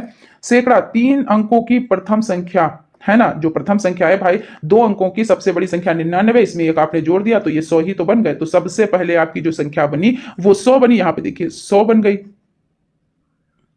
यहाँ पे आपकी ये 100 बन गई। तो इसलिए सबसे बड़ी संख्या में आपने 1 जोड़ दिया और 3 अंकों की सबसे छोटी संख्या आपको प्राप्त हो गई। इस तरह से आप यहाँ पे देख सकते हैं। अब यहाँ पे आपका हो जाता है समान ध्वनि वाले शब्दों की लिस्ट बनाइए। तो अवलंब यानी सहारा, अणु, सूक्ष्म कण, अभिज्ञ जानने वाला, आगम, उत्पत्ति, अंबुज, कलम, अवधि, काल, समय, अभिनय, नाटक, अवरोध, रुकावट, आदि, आरंभ, आपात, संकट, उदत, उद्दंड, सत्य, कोश, शब्द, संग्रह, कटिबद्ध, तैयार, तरणी, सूर्य, तरंग, लहर, दाई, देने वाला, प्रसाद, कृपा, परिणाम, फल, और क्या है, पुष्कर, तालाब, लक्ष्य, लाख, अंश, कंधा, अभय, निर्भय, उपेक्षा, लापरवाही, तनु, पतला, ये हो जाते हैं। उसके बाद आपका हो जाता है अविलंब, शीघ्र, अनुपीक्षे, अनभिज्ञ, अनजान, अगम, दुर्लभ, अम्बुद, जल देने वाला बादल, अवधि, अवध, देश की भाषा, अभिनय, धृष्टता, अविरोध, बिना विरोध के, आदि, पीड़ा, आपात, पैर तक, उद्दत, तैयार, ऋतु, मौसम, कोश, खजाना, कटिबद्ध, कमरबंद, तरणी, नौका, तुरंग, घोड़ा, दाई, दासी, प्रसाद, महल, परिमाण, मात्रा, पुष्कल, पवित्र, लक्ष्य, उद्देश्य, अंश, भाग, उभय, दोनों, अपेक्षा, तुलना में, तनुपुत्र। उसके बाद आपका क्वेश्चन हो जाता है वाच्य किसे कहते हैं, कितने प्रकार का होता है, स्पष्ट करें। वाच्य क्रिया के उस रूपांतरण के कहते हैं जिसमें यह जाना जाता है कि वाक्य में कर्ता के विषय में अथवा कर्म के विषय में अथवा भाव के विषय में क्रिया द्वारा कहा गया है। वाच्य परिवर्तन के प्रकार या 3 प्रकार का होता है, कृतवाच्य, कर्मवाच्य, भाववाच्य। कृतवाच्य किसे कहते हैं, उदाहरण सहित स्पष्ट करें। कृतवाच्य क्रिया के उस रूपांतरण को कहते हैं जिसमें यह ज्ञात होता है कि वाक्य का उद्देश्य क्रिया का कर्ता है, अर्थात वाक्य में कर्ता की प्रधानता है। उदाहरण, अनीता पुस्तक पढ़ती है, यहां पढ़ती है क्रिया का कर्ता अनीता वाक्य का क्रमवाच्य है। क्रमवाच्य किसे कहते हैं, उदाहरण द्वारा स्पष्ट करें। क्रमवाच्य क्रिया के उस रूपांतरण को कहते हैं जिसमें ज्ञात होता है कि वाक्य का उद्देश्य क्रिया का अर्थ है, अर्थात क्रिया में कर्म की प्रधानता है। उदाहरण, अनुभव द्वारा पुस्तक पढ़ी गई, यहां पढ़ी गई क्रिया का कर्म पुस्तक वाक्य का उद्देश्य अथवा पढ़ी गई क्रिया क्रमवाच्य है। कृतवाच्य से क्रमवाच्य में परिवर्तन का उदाहरण दीजिए। कृतवाच्य, क्रमवाच्य। अनीता कविता रचती है, अनीता द्वारा कविता रची जाती है। बड़े भाई ने छोटे भाई को पीटा, बड़े भाई द्वारा छोटे भाई को पीटा गया। ये इस तरह से हो जाता है। उसके बाद आज की सीरीज का लास्ट क्वेश्चन है, इसमें आपकी ये जो सीरीज है ये कंप्लीट हो जाती है, ठीक है ना। अनुस्वार के प्रयोग के नियम बताएं। अनुस्वार का प्रयोग केवल अंतस्थ और ऊष्म वर्णों के साथ होता है। शेष वर्णों के साथ अनुस्वार के स्थान पर वह वर्ण जिस वर्ग से संबंधित है उस वर्ग का पंचम वर्ण प्रयुक्त होता है। तो यहाँ पे कंप्लीट हो जाता है। आई होप आप लोगों को सेशन अच्छा लगा होगा। Thank you.